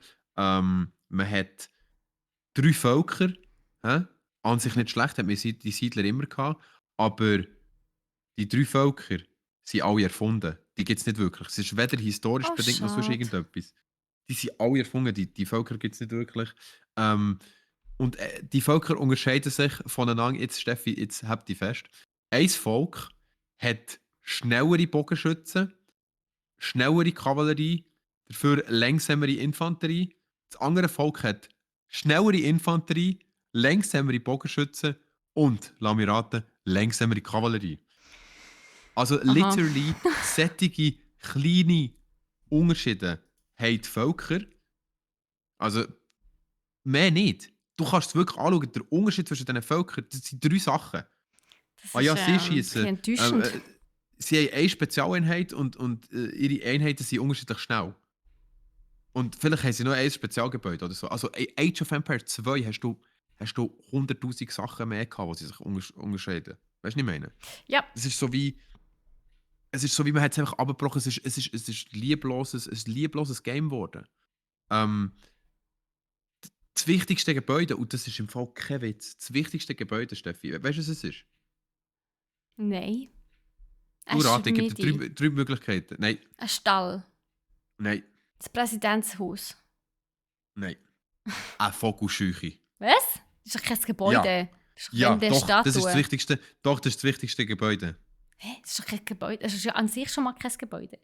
Ja, aber du kannst es bei den Gebäuden Aha, machen. okay. Das habe ich nicht gewusst. Ja, Eine dann wäre ich Vogelscheuche. natürlich auch auf Vogelscheuche gekommen. Also, logisch. Weißt du, warum eine Vogelscheuche? Zum Gegner abschrecken. Buh. Ja, nein, es tut deine Gegner auf sich lenken. Ernsthaft? Wenn du eine Vogelscheuche herstellst, greift die Gegner die Vogelscheuche an. Es ist basically ein Tank. Das ist basically richtig blöd. Wer macht so etwas? Was ist das? Früher hast Minen gehabt, Goldminen, Silberminen etc. Jetzt hast du einfach ein Gebäude, wo so eine Ochse reinläuft und einen Edelstein raus transportiert. Und, Aber etwas muss man erzählen. Ich meine, das ist ja vor ja. etwa einem Jahr oder 2, oder ich weiß gar nicht mehr, schon ein Weile her. Es ist schon ja ordentlich gebasht worden. Ja. Und haben sie nicht gesagt, sie wollen noch mal daran arbeiten und es besser machen? Nein, Oder, das, was sie basically jetzt gemacht haben, ist, sie haben es so zusammengeschustert, dass es halt gleich kannst rausbringen und die Leute werden es also auch sie haben es spielen. noch mal minimalistischer gemacht, Ja, als es ja. war, was schon so gebasht worden ist. Und jetzt ist es noch weniger und noch ausgeklügelter und einfach nur noch lame. Okay, ja, schade. Das Ja, ist irgendwann traurig. geht trotz Budget aus, oder? Und ich Ja, meine, wer logisch. gibt dir noch Geld für etwas, was schon im Vorfeld gebasht wird? Auch nicht viele Ja, Leute, weißt du, was ich das meine? ist leider so, ja. Und darum, schwierig. Mhm. Schwierig, schwierig, meine Damen und Herren. Ich kann euch sagen, ich würde es nicht spielen. Ich muss aber auch sagen, der Maurice wäre nicht der Maurice. Maurice! Maurice! ähm, wenn er uns nicht eine Alternative hat geboten, und zwar ist eine Rettung in Sicht, und zwar macht der Volker Wertig wieder ein Game. Also der Urvater der Siedler ist zusammen mit einem neuen Studio, und zwar Envision Entertainment. Die sind in Ingelheim, also ein deutsches Studio. Ähm, entwickelt er Pioneers of Pagonia. Aha. Und zwar seit längerer Zeit sind die schon dran. Und sie haben es angekündigt. Es ist in Aussicht, dass es ja, hoffentlich in den nächsten 1, 2 Jahren rauskommt. Und Envision Entertainment hat übrigens ehemalige Angestellte von Phenomic Game Development, später EA Phenomic, die sind von EA gekauft worden. Die haben unter anderem Spellforce 2 und Battleforge entwickelt. Wer Battleforge nicht kennt, noch schnell für alle, die Battleforge nicht kennen, Battleforge ist so geil. Battleforge ist so geil. Das ist eines meiner Lieblingsgames gewesen. Und sie haben mal wieder ein Revival gemacht, man kann es wieder können spielen und es ist immer noch so geil. Also, wenn ihr mal Zeit habt, ich glaube, man kann es immer noch Free-to-Play spielen, Battleforge, weil es ist schon so alt, aber ich hatte es als Kind gehabt. Und Battleforge ist wirklich so nice. Battleforge ist literally, du hast Karten und kannst die Karten auf das Spielfeld platzieren und aus der Karte kommt dann die Kreatur raus und du kannst sie dann umdragen und nicht mehr her schicken. Und das ist für mich so, oh, das ist so das, Wie das ist so Yu-Gi-Oh! mein... Und Pokémon EM. Juhu! Ja, aber es ist halt ein cooles RTS gewesen. Nice. Ähm, Also das zudem, Spiel ist in dem Fall ähnlich wie die Siedler, oder was muss man sich unter diesem Spiel genau, vorstellen, das Nico? Spiel, das Spiel ist eigentlich ähnlich wie alle Siedler also alle vor dem jetzigen Siedler, also genau das, was sich die Leute wünschen. Mhm. Es wird einen mega grossen Tech-Tree geben, es wird mega viele Gebäude geben, es wird hinten dran alle Handelsstränge, die wichtig sind, wird's geben. Es wird Gilden geben, es wird ähm, genau die Teufel haben, wo man sich jetzt vom neuen Siedler gewünscht hat und nicht hat, wird bei Pioneers of Pagonia drin sein. Also sie haben da schon ein paar Sachen vorgestellt und es sieht sehr vielversprechend aus. Also Maurice war schon begeistert gewesen. Nice. Und eigentlich hat der Volker Wertig mit dem quasi ja, die anderen ausgespielt. Er ist quasi gegangen, hat selber ein Projekt aufgebaut und das Projekt Ja, tut man es quasi sagt doch eigentlich immer, wenn es sein, dir ja. nicht passt, dann mach es selber. Ja, Also, ja, das kennen wir gut, Steffi. So, aha, wir sind ja so Leute, oder? genau. Was wir nicht Ähm, selber machen können, ist genau. Forspoken. Ja, leider nicht. Genau. Kommen wir zu dem. Nico, Sehr gut. ich bin doch so gehypt gsi. Ja, stimmt. Mögt ihr euch noch Machst du dich erinnern an erinnern? den Ich bin Podcast? so gehypt gsi auf das Spiel. Ich habe gefunden, das ist mein Game. Das ist perfekt für mich. Das erzählt genau die Story, die ich mir schon so lange wünsche in einem Game. Ich Genau. habe es näher gespielt. Nicht ganz 3 Stunden, etwa 2,5 Stunden lang. Und ich habe mich etwa pro Minute 3-mal genervt. Ah, es ist so anstrengend. Also nicht, weil es schwierig ist, sondern weil es fucking mühsam ist. Sorry. Aber es ist wirklich verdammt mühsam. Es ist Es so ist, verständlich. du spielst am Anfang. Also klar, du musst zuerst mal ein bisschen in die Story reinkommen. Ja, fair. Du musst zuerst mal ein bisschen das Gameplay verstehen und darum hast du ein paar Tutorials. Ja, fair. Du musst ein bisschen verstehen, was das für Leute sind, für Gegner sind, was es für eine Welt ist, in die du jetzt plötzlich gekommen bist. Ja, fair. Aber du hast literally alle 2 bis 3 Sekunden irgendein Tutorial, das aufploppt. Du kannst keine 10 Sekunden in der Open World rumlaufen ohne irgendein Tutorial oder irgendein Erklärdings, das aufploppt. Du hast nach einer Cutscene kannst du dich 2 Sekunden bewegen und dann hast du schon wieder eine Cutscene. Es ist wirklich, also ich habe mehr Cutscenes und Tutorials gelesen und zwar mit Abstand mehr, als dass ich effektiv gespielt habe. Und es ist wirklich so eine pure Abfuck. Sorry, dass ich das so sage, aber Nein. Nico, Geht ich nicht. habe es Ich verstehe. refunded. Ich habe es zurückgegeben. Ich Oh zahle mein keine Gott. 85 Stutz Oh für mein so Gott. ein Game. Und kannst dir vorstellen, es ist das zweite Mal in meinem ganzen Leben, wo ich ein Game zurückgegeben habe. Und das erste Mal, als ich eins zurückgegeben habe, ist, weil ich es doppelt gekauft habe aus Versehen. Das Also, das, erste Mal, okay, to be fair, das ist so, das ist so, also sorry, besser kann man auch nicht ein Statement machen, als wenn Steffi ein Game, und da verstehe ich es sogar, ich tue eigentlich grundsätzlich auch nie Games refunden. Entweder bin ich zu faul oder ich finde, ja gut, ich habe es jetzt auch gekauft oder was auch immer. Aber wenn man so hässig ist über ein Game, wo man, wie viel hast du gezahlt? 85 Stutz? es kostet 85 Stutz. Es Ja. kostet 85 Stutz, liebe Leute. Und es ist wirklich, also ich kann euch nur empfehlen, geht das Video vom Ranton schauen. Wirklich, geht Wir das können Video euch das vom Ranton schauen. Show Notes verlinken. Es Also spricht mir das wirklich aus ist der der Seele. Hammer. Also ihr müsst einfach damit klarkommen, der Dude hat leides ADHD und ist sehr speziell, aber ist absolut Hammer, sein Review. Und er sagt sogar, wenn du dir die ersten 10 Stunden antust, wenn du die ersten 10 Stunden von Forspoken antust, Und das wird es Gameplay geht auf actually by the gut. way, etwa 40 Stunden. He? Also. Es wird actually gut. Ja, aber wer will schon 10 Stunden durchleiden? Sorry, aber nein. Genau. Und die Leute, die es im Moment spielen, die können vielleicht relaten. Man wird immer wieder unterbrochen. Man wird immer wieder gestört durch irgendwelche komischen Cutscenes. Es gibt hure weirde Charaktere, es gibt hure weirde Parts in den Gesprächen, wo du echt so denkst, die Leute schweigen sich einfach an und machen irgendetwas.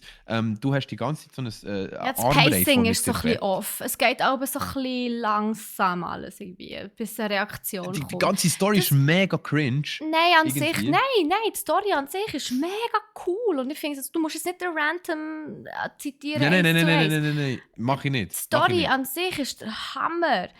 Und ja, ein paar Charaktere sind vielleicht ein bisschen komisch, ja, aber das hat alles seine Berechtigung. Aber einfach das Spielfeeling ist nicht da, du kommst nicht rein. Die ersten 3 Stunden, die ich gespielt habe, waren einfach nur ein einziger Knorz gewesen. Also, das spiele ich lieber wieder New World im Fall. Ja, verstehe ich. Nein, sorry, ich wollte mich da nicht reinsteigern, aber was ich damit sagen will, ist, ich finde zum Beispiel die Story, weil ich mich jetzt auch ein bisschen damit beschäftigt, es ist erstens nicht neu, also irgendein random Character kommt aus der normalen Welt in eine Game-Welt. Das Assassin's Creed haben wir das schon gesehen, wir haben das in der Prince Jamal, wo Das da gibt ins es Mittelalter überall reingeht, mal gesehen. wieder. Gibt es Aber überall, genau. das ist ja nichts mehr Neues an sich.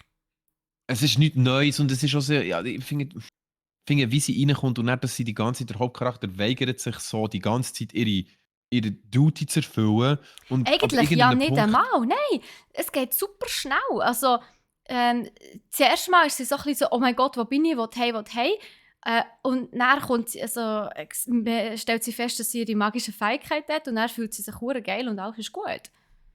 Okay, Es sie geht fühlt sich einfach viel zu schnell. Ich habe ja das Game unter anderem auch gekauft, weil ich gefunden habe, wow, die Hero Journey, die sie zurücklegt, die Ja. ist mega geil. So eben von Meiji, der immer davon säckelt, bis zu dieser Hero halt, oder also zu dieser Heldin. Aber das geht einfach zu schnell Ja. alles, die ganze Entwicklung. Es ist nicht wirklich so nachvollziehbar und immersive, wie ich mir das vorgestellt habe. Leider Gottes. Also, ich muss wirklich sagen, der ich bin Kampf, oder? super Der Kampf. enttäuscht. Nein, du bist die ganze Zeit nur am Fighten. Also, sonst hat es irgendwie nicht wirklich viel, was du kannst machen. I don't know. Okay, also der Kampf ist aber. Also, das ist ja das, was ich jetzt in diesem Video vom Ranten vor allem vernommen habe. Der Kampf sei mega immersiv, cool. Das Und wenn Kämpfen man macht sich mit der. Spass. Das stimmt. Genau. Ja. Und wenn man mit der Zeit alle die Sachen freischaltet, da Erde, Wasser, Feuer. Ja, Vor das einer Zeug langen ist Zeit hat die mega Feuernation. cool. Ja, da weißt du, Das, ich meine. ja, ja. Das Aber, Zeug ist ja. mega cool, aber Kampfmechanik und so weiter, echt geil. Aber wirklich, die ersten 3 Stunden sind mega knorz und wenn es noch 7 Stunden so wird weitergehen, nein, danke. Darum habe ich das Game zurückgegeben. Ich bin nicht bereit, da weiterzuspielen. Ich habe so keinen Bock mehr auf das Spiel, wirklich. Nein. Das klingt wirklich schon hässlich. Und man kann übrigens den Dialog mit dem Armreif kann man auf Minimal stellen. Das habe ich auch nicht Ich gewusst. weiss. Das habe ich nicht gewusst. Weil der quatscht dem ja, glaube ich, die ganze Zeit zu. Ja, aber das finde ich okay. Okay. Ja, so Sachen stören mit dem. Das kennt man ja von Fi Ja, true. oder True, von aber auch Navi. ja. Aber dort beweist das Game, dass du etwas mega Mühsames kannst einbauen und trotzdem feiert das Game noch jeder. Ja. Also, Ja, wobei Skyward Sword hat jetzt auch nicht jeder gefeiert. Die Steuerung war echt mühsam. Und Es Fi tut mir hat ja auch mega leid. genervt. Aber es war nicht so schlimm. Also, ich weiß nicht, es ist vielleicht sehr individuell, ob einen das stört oder nicht. Mir stört es jetzt zum Beispiel nicht so. ich habe persönlich zum Beispiel ein mega. Also, mir hat es wieder mega nicht erstaunt, als ich gesehen habe, welches Studio hinter dem Game ist. Square Enix? Oder? Ja, aber es ist wieder Square Enix. Es ist wieder das gleiche Studio wie bei Babylon's Fail, oder? Ja, Square Enix macht ja aber eigentlich sehr gut. Also sie sind ja nicht Entwickler, sie sind ja nur die Publisher. Das muss ich vielleicht auch noch sagen, gell? Okay, ja. Das ist halt auch nicht ganz das Gleiche. Aber ich meine, sonst hat Square Enix fantastisch geile Games published. Aber dann Also, ist es vielleicht ihr Fehler, fantastisch. dass sie. Ist es nicht so, dass der Publisher der Entwickler pusht, um ein Game endlich rauszubringen, weil sie natürlich Geld hinten dran Das sind meistens stecken und Geld sparen? Investoren, nicht unbedingt Okay. Publisher. Aber das kann auch gut Okay. sein. Ja, I don't know, was genau passiert Ja. ist. Auf jeden Fall für mich unbefriedigend. Also wirklich. Muss ich leider sagen. Also, aber durch das, dass es das erste Mal war, dass ich das Game zurückgegeben habe. Wobei ich muss sagen, bei Cyberpunk hätte ich es auch gerne gemacht. Dort habe ich es vergeben. Dort habe ich zu spät daran gedacht. Aber jetzt bei Forspoken habe ich es wirklich gemacht. Ich habe es dort durchgegeben. Ja, verstehe ich. Also Cyberpunk kann ich nie retour geben, weil Cyberpunk ist actually gut geworden. Muss ich ganz ehrlich sagen. Ja, gell, ich meine, Also, es kann ich natürlich gespielt. auch sein, dass Forspoken auch irgendwann mal noch gut wird. Aber dann hoffen wir es halt wieder. Also, Es gibt genug gute Games auf dem Markt. Es gibt genug gute Indie-Games auf dem Markt, die mich mehr flashen als das. Also von dem her, nein. Du Fair. nimmst nicht Fair an. ist, ja, Meine Zeit fair, ist zu fair. wertvoll für das Game, wie es im Moment ist. Ich verstehe sie sehr gut. Also, aber nach den Reviews, die ich gesehen habe, Drum mega schade. unloot. Und was Genau. hast du gelootet? Ich habe etwas unlootet, du hast Nichts für etwas gelootet. ungut. Let's go into the loot. Ich habe etwas gelootet, ja. Und zwar habe ich mir, wie auch schon so angekündigt, tatsächlich, der Nico sagt zwar, er wird sich mega viele Games besorgen, davon besorgt er dann vielleicht so 1 von 10. Aber tatsächlich habe ich auch gesagt, dass ich mir Evil West werde holen und ich habe mir Evil West geholt. Nice. Ähm, und zwar, weil es eine Koop-Kampagne gibt, also wenn man eine Koop-Kampagne spielt, wo man es zwei kann durchzocken kann, habe ich das mit einem Kollegen verspielen und ich muss sagen, es ist schon sehr unterhaltsam. Die Mischung aus Science Fiction, Fantasy und Wilden Westen dazu, eine gute Preise, überdurchschnittlich patriotisierter Amerikanismus, sehr, sehr lustig. Man darf es nicht allzu ernst nehmen, aber die Fights sind mega, mega cool. Also man hat so richtige Fetzereien, man kann mit Gewehr, Pistole, Shotgun und vor allem der Fäust, man hat so modifizierte Händchen, ein modifizierter Händchen, wo so zu einem riesen Schlagring kann werden oder sich selber elektrisch aufladen oder auch Gegner direkt köpfen oder so Wolverine Claws rauslassen.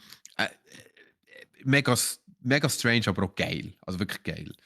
Richtig coole Fetzereien. Also das Fact. Das ist ein cooles Game. Zum zusammen ein bisschen NPCs auf den Sack zu geben. Genau. Ein Fact, ja. Ein Fact.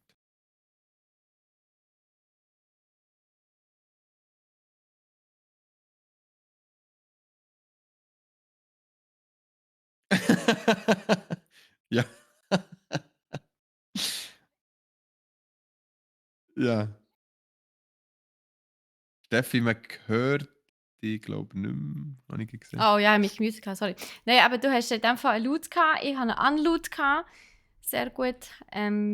Ja, ich habe wirklich so literally wieder So so einen in die guten Unload. Kiste. Wer kennt ihn nicht? Ja, dann wirklich so literally in die Kiste zurückgesteckt und wieder so nein, hier kannst du behalten. Du hast ihn Was quasi, nicht? du hast ihn quasi nochmal durch die Kasse zurückgescannt. Ja, also hat der Verkäufer Das einen wollte Ring ich nicht. geschossen. Hier, jetzt behalten. Nehmt Cumulus-Punkte habt ihr auch wieder ja, an. könnt also dran. Nein.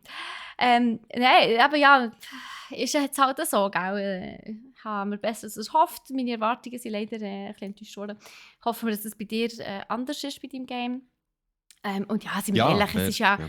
ja, ist jetzt halt so, es kann passieren, es kann, ich finde das jetzt ist ein ganz normales Beispiel von einem Game, wo man halt andere Erwartungen drin hatte und ja, sie sind halt nicht erfüllt worden. Ich finde, das passiert. Und sagen wir es so, ich freue mich halt einfach auf Zelda, Tears of the Kingdom und da bin ich happy. Hey, es ist völlig okay, wenn man von einem Spiel mal enttäuscht wird. Ja, Aber wenn man halt 2 oder 3 Mal merkt, dass man sich von einem Trailer hat hinter das Licht führen lassen, das hinterfragt man ist halt, Games ja. immer mehr. Und ich Vor allem muss solche, ganz die so ehrlich sagen, gehypt werden. unbedingt, Das ja, ist ja so ja, ein genau. Cyberpunk-Phänomen. Genau. Also ich warte jetzt immer mega lang ab und schaue zuerst mal Ja, Gameplay-Videos und so über Games, bevor ich mir eins besorge. Vor allem, wenn es in einer höheren fair. Preiskategorie ist. Hm. Ähm, Das Einzige, was ich es nicht habe gemacht habe, aber das ist halt so ein Garant für ein gutes Spiel. Ich meine, Das mit dem Elden Ring, Hodensack, aha. ich habe nicht einmal zögert, ich habe es direkt gekauft. Ich habe einfach gewusst, wenn es From Software ist, ich habe keine Bedenken, dass das Game geil wird. Und es ist das beste Game vom letzten Jahr gewesen. Hast Und du, hast du einen No-Hit-Run gemacht? nein, also ich habe, ganz ehrlich, ich bin ja noch nicht mal, ich habe es noch nicht mal durchgespielt. Aber ich muss dir ganz ehrlich What? sagen, ja. Also weißt du, Nico ist so der die Games nie durchspielt. Mhm, so Ähm, eine bist du. Ja, alles klar. Ja, also ich habe ja das Leben noch nicht durchgespielt, also habe ich noch Zeit. Von dem her ähm, werde ich sicher noch machen, aber ich wollte mit dem eigentlich noch sagen, dass man halt bei gewissen Entwicklern einfach weiss, dass es ein gutes Game ist. Kann natürlich dann auch passieren, dass jemand wie CD Projekt Red, der mit Witcher so überzeugt hat, auf einmal mit Cyberpunk sich ein mega einlädt. Das geht natürlich auch. Aber ja, man weiß es wie nie. Darum Also informiert gut, nach sagen wir gescheiter. es mal so. Ich meine, die Macher von Ori, ich weiß gar nicht, wie sie heißen, die Entwickler von Ori, Ori 1 und Ori Mhm. 2, fantastisches Game. Die haben ja jetzt auch angekündigt, dass es das nächste Game, also sie haben es verglichen mit Nintendo-Titeln. Ori war mehr wie Super Mario, das nächste Game wird mehr wie Zelda sein. Also das nächste Game von ihnen geht ins Adventure-Richtung. Mhm. Und also ein Action-Adventure wahrscheinlich. Und im gleichen Stil von Ori, OMG. Also Das auch klingt da, aber ich habe das Gefühl, cool. das muss gut werden, sonst bin ich hure sad. Also der Stil ist ja mindblowing Ja, schön. ja, mhm. Und noch mit der Musik, die haben ja Ja, dort so ist einfach geile alles schön. An Hintergrundmusik. Ori ist einfach alles schön, also wirklich, das ist unglaublich. Auch eines der besten Games überhaupt. Auch relativ schwer, aber fantastisch. Beide, Yes. beide. Und ohne das Tränchen zu verdrücken, kommst du dort nicht durch. Keine Chance. Fair, fair. Also Ja. ich habe gemerkt, wie schwer das war, als ich es letztes Jahr an der FABA Also gespielt ich habe. meine, das Tränchen zu verdrücken emotional, nicht weil es schwierig Aha. ist. Ja, vor Ärger das Tränchen verdrückt, weil ich da die blöde Wange nicht raufgekommen einfach so gedacht, was zur Hölle ist hier los, Mann? Nein, es ist Aber wirklich ja, sehr, sehr emotional. Also vor allem gegen Schluss. Es ist wirklich brutal. Ja. Ja. Aber das ist leider Zukunftsmusik. Was keine Zukunftsmusik soll sein, ist der Podcast. Wir würden uns freuen, wenn ihr uns eine 5-Sterne-Bewertung würdet geben, einfach weil wir so tolle Typen sind und euch jede Typinnen Woche und und Typinnen, genau, Typen. und euch jede Woche mit neuen News befüttert, hat er gesagt, gefüttert. Und ja, dann würde ich sagen, wir hören uns nächstes Mal wieder in der Woche. Dann mit dem Sean zur Jubiläumsepisode, zu der 50. Ich freue mich. Und Nico, schon Genau. mal schöne Ferien. Hey, merci vielmals. Ich tue in dem Fall das letzte Wort hier noch deponieren. Nächste Woche nur so, ich hätte den Wunsch, Atomic Hearts schon, vielleicht ansprechen. Wäre jetzt etwas gewesen, was ich hätte angesprochen. Zusätzlich, ja, unbedingt teilt doch den Podcast und unseren Twitch-Kanal mit euren Kollegen. Ist ja nur einen Link kopieren und ins WhatsApp-Grüppli fallen und sorgt dafür, dass wir das noch weiter machen können. Coole News verbreiten mit coolen Leuten und die coole Community von Prag.ch Gaming grösser zu machen. Ich verabschiede mich für die nächsten 3 Wochen. Ich gehe auf Amerika. Zuerst eine Woche Florida und nachher 2 Wochen LA. Vielleicht droppe ich mal ein Bildchen, das Steffi nachher kann zeigen kann im Stream, wer weiß, wäre noch lustig. Und ja, ich wünsche euch alles Gute und viel Spaß und schöne Woche. Tschüss zusammen. Tschüss zusammen. Ja, dann wär's das mit dem Podcast, meine Lieben. Dann tun wir doch da die Aufnahme mal beenden, dass wir es abspeichern können. Nicht, dass da plötzlich ein bisschen schief geht und alles gelöscht ist und wir von vorne müssen machen. Ich mache das auch mal. Ich hasse das, das ist immer so, ich bin so paranoid dadurch, wirklich. Noch nie passiert. Mir nicht, aber anderen. Eve. Wir nennen hier keinen Namen. Du, dein Fingerpointing, Nico. Du hast das letzte Mal im Fall schon gesagt. Du hast das letzte Mal im Podcast gesagt, dass das der Eve war. Da kann ich also gar nicht dafür. Wir können gerne zurückspulen auf den letzten Stream. Also ich bin sicher, du hast es im Stream gesagt. 100%. Hauptsache, ich bin jetzt wieder der Fingerpoint. Ja. Alles gut. Natürlich. Wer ist das? Sean ist übrigens im Chat, habe ich Ich gesehen. weiss. I know. Der Hibri-Höstler. Der Yes. Hibri-Höstler. Machen wir mal einen für den Sean. Der Hibri-Höstler. So. Also, yes, würde ich meinen, viel geredet worden ist nicht, aber der eine oder andere sind noch reingekommen in den Stream, wo wir schon am Aufnehmen waren, unter anderem die Pini. Pini ist da und Kashira ist da. Hoi miteinander, ich hoffe sehr, es geht Hoi. euch gut und ihr habt bis jetzt einen schönen Montag gehabt. Es ist gleich Feierabend, von dem her ist das nice. Hey, sag nichts.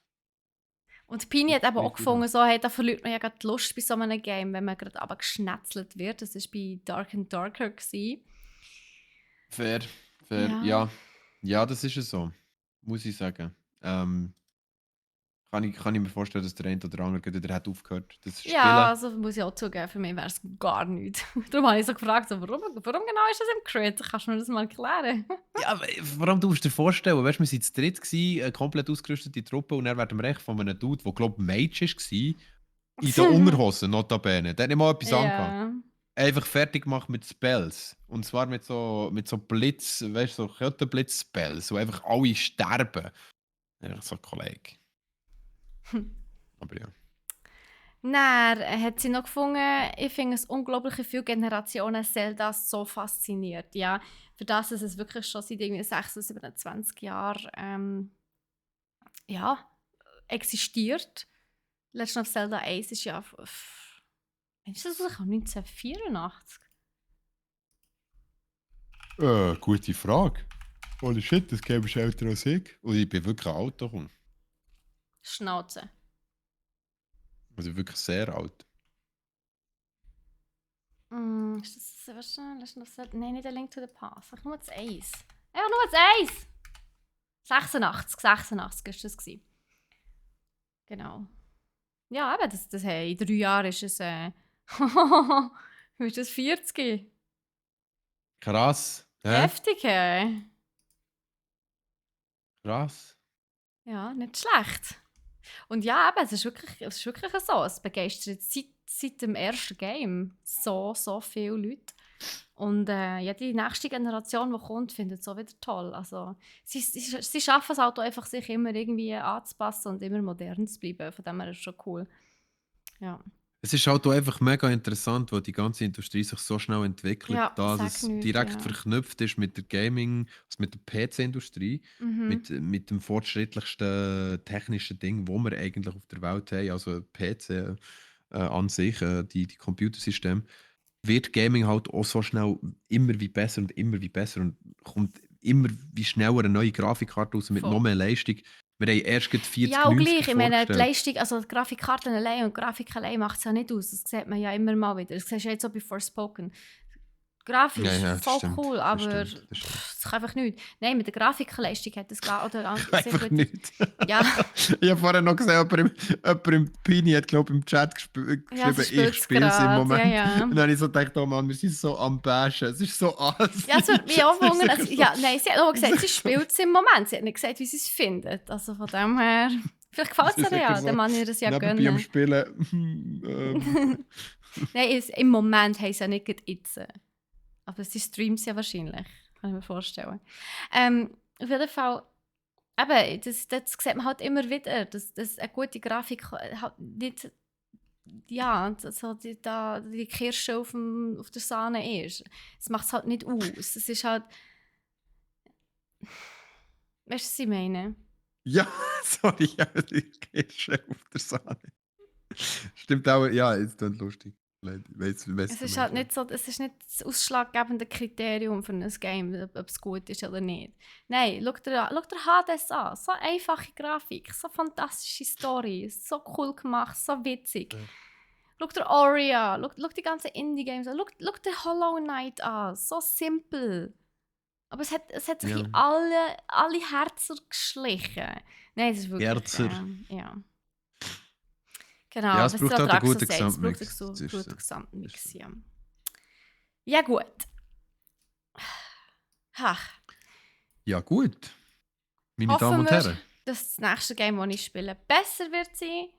Ich weiß noch nicht, was es für eins ist. Vielleicht wird es ja Hogwarts Legacy. Ich habe es einfach noch gar nicht gespielt. Ich gehe nicht. Aber ich freue mich drauf.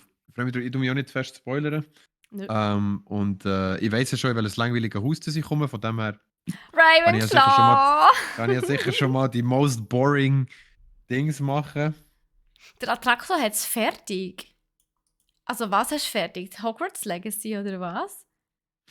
Jetzt weiss ich, was der macht, außer zu arbeiten. Krass, aber das Schon ist ja... Sinn, ne? Das spielst du ja viele Stunden. Wie lange hast du gespielt, Atraxo? In welchem Haus bist du? Das müssen wir also reden. Halt, vielleicht hat er auch einfach der Hans fertig. Er hat Hans fertig geschrieben. Also weißt Haha. du. Scherz gekriegt, dass wir wieder Muffins gehabt zum Früh zum Morgen. Lustige Muffins. Story-Missionen, echt so. Du bist mein lustiger Muffin, Stell. So, solange es Muffin und kein Cupcake ist gut. Okay. Adraxo ist in Gryffindor. So. Ich bin ganz mutige. Mit den Haudraufs. Der Also, Zamuku ist da. Hä? ich sehe ihn wirklich aber noch in Gryffindor. Ja, ich gehe. Zamuku, wie geht's dir? Und bist du schon am Hogwarts Legacy spielen? Ich Lass weiss, mich der raten. Zomoku Warte. ist Slytherin. Good man. Zamuku hat sicher so bis um 5 Uhr am Morgen Hogwarts Legacy gespielt und ist darum irgendwie jetzt so, hat bis um 4 Uhr gepennt und darum ist jetzt wie am Morgen. Du bist auch schon fertig. Holy shit, was ist mit euch los? Hey, was geht? Habt ihr euch Ferien genommen, oder was? Hey, nein, Die haben Mann. kaum gepennt. Das meint, das Spiel muss man geniessen und nicht einfach durchrushen und jeden Dialog skippen. Danke! Dieser Ja, Meinung merci. bin ich auch. Heute, wenn ich Feierabend mache, liege ich gleich auf dem Sofa und spiele noch ein bisschen Breath of the Wild weiter. Einfach ein bisschen Zeug rumlaufen. Einfach weil es kann. Ja gut, aber ich muss auch sagen, ich glaube, es ist halt einfach so gut gemacht, dass du gar keinen Dialog Wow, musst Samuko hat skippen. gesagt, ich spiele es sicher mindestens 4-mal durch. Ja, weil für Platin musst du jedes Haus durchspielen. Also weißt du, wenn du wirklich Platin willst, musst du alle Häuser durchspielen. Holy shit. Mhm. Ja gut, aber das ist cool. Also, Und ich kann dir, also ich kann dir ehrlich sagen, wenn ich fucking Boring Claw durchgespielt habe, werde ich sicher auch nochmal spielen. Boring Claw! Die Hälfte weil ich auch die Selber Hälfte schuld. von denen... Ja, was soll... sagt die in der Hufflepuff-Farbe. Nein, to be fair. Nur weil ich habe gerne ja nur gelb habe, bin ich nicht Hufflepuff. Puffelhuff. Nein, Hufflepuff. aber Hey, Hufflepuff kann wenigstens gut sein Backen, okay? du bist... Ja, oh, gut sein. Nice. Ja?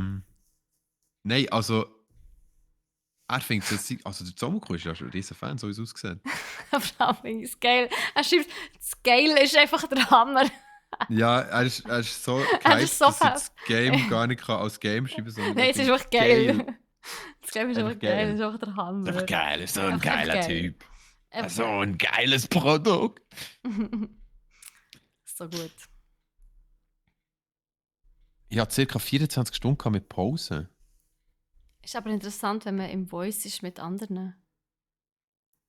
Ah, 24 fair, Stunden? Oha, das ist aber nicht 24 lang. kann das Hey. Das ist sein. aber wirklich verdammt durchgerusht. Also, ich würde jeden Winkel von Hogwarts absuchen und schon wegen dem wäre ich irgendwie 100 Stunden unterwegs. ja. Hey, fair. Ich würde in jeden Ort von diesem Schloss laufen. Ja. Wirklich. Ich würde wahrscheinlich so die Wände abtasten und sagen, kein Weg mehr. Ich würde irgendwie schauen, hast du irgendwo die maulende Myrte oder Ja, die ist im WC. Ja, Im aber eben Meiji-WC, nicht. da darfst du nicht rein. Außer du spielst ein Meiji. Oder Transgender. Vielleicht... Dann Oder darfst Transgender. du. Ja. Dem Day. Hey, ich habe, Oder- glaube extra viel gemacht jetzt und mega viele Screenshots davon gepostet. Hä, was? Finde ich schon recht lustig. Es hat so eine Bewegung gegeben, wo wirklich extra so Charakter erstellt hat, wo halt eben so Die Maule- transmäßig aussehen und dann das gepostet haben, Okay, weißt fair. du, zum Die Provozieren. malende Myrte hat es dann noch gar nicht gegeben, by the way, Nico. Fair. Mhm. Fair, weil es ist Mhm. vorher. Ja. Der Fair. kopflose Nick findest du aber. Den gibt es aber Nice, schon da bin ewig. ich. Den gibt es schon fast seit der Gründung. Da gibt's Ohne Dialog den skippen hat Podcast man gibt. mindestens 32 Stunden für alle Main Quests. Ja, eben, gell? Ich bin auch immer ein bisschen kopflos unterwegs. Ah, das ist nichts Neues. Ja, wenn wir darum sagen, ich bin auch der kopflos. Ah ja, vielleicht muss ich mir es gleich mal noch gönnen. Mal schauen. Aber zuerst. Hey, ich muss mir es im Fall wirklich, ich muss mir es fix auch gönnen, 100 Pro. Ja, zuerst mal.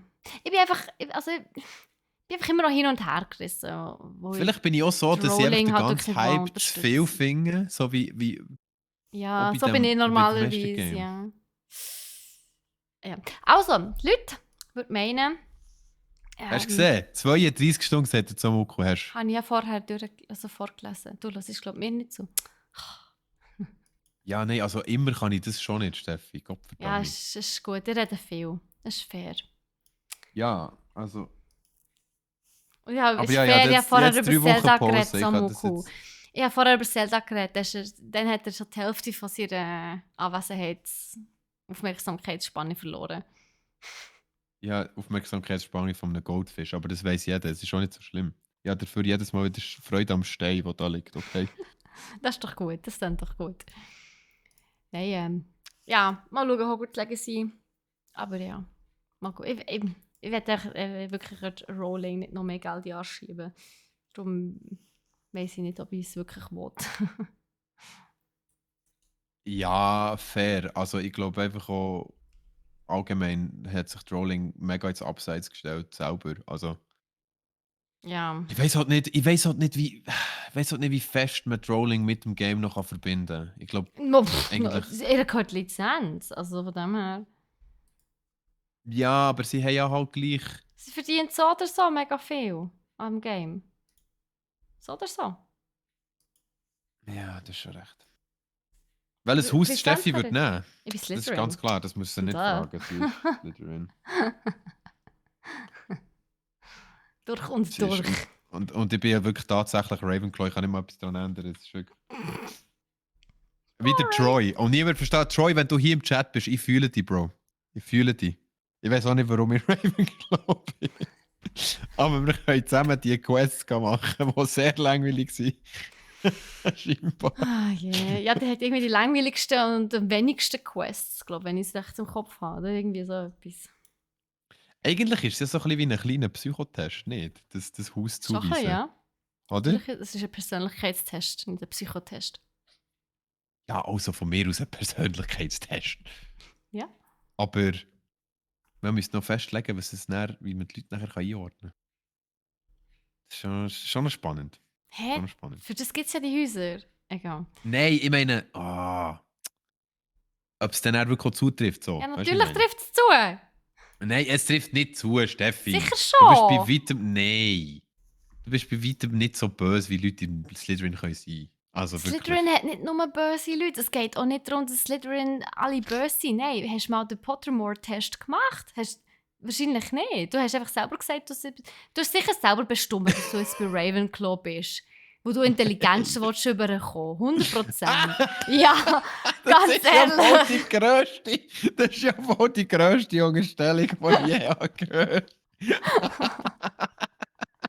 100%. So, mit dem 100% beenden wir den Nico. Podcast sofort. Aber wenn du den Pottermore-Test gemacht hast mit dem Sorting House, also der Sorting Hat, für den Test fürs Haus,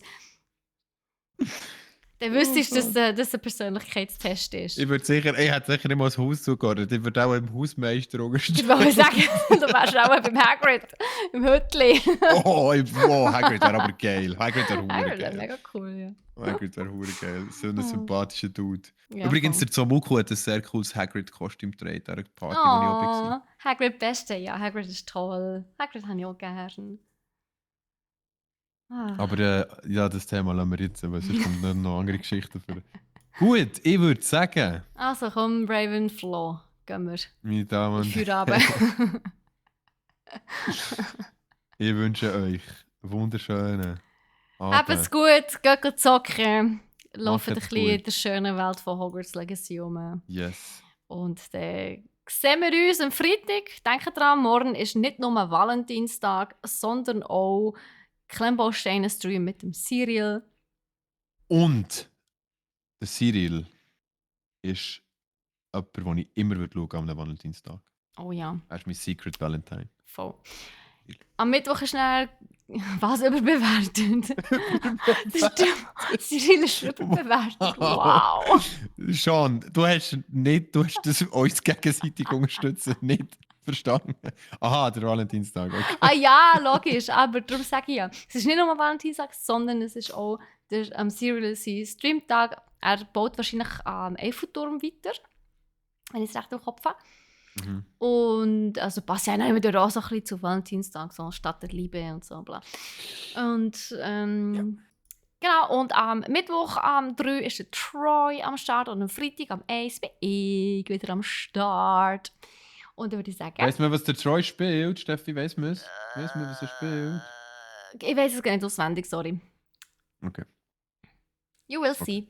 Lass dich überraschen. Ja, lasst mich überraschen. Surprise! Tschüss, Mofos. Potterheads. Tschüss zusammen. Ja, ciao zusammen. Nein, Bock, kein Herzchen. Habt noch Sorge dafür, aber bis zum nächsten Mal. Bye bye. Bye.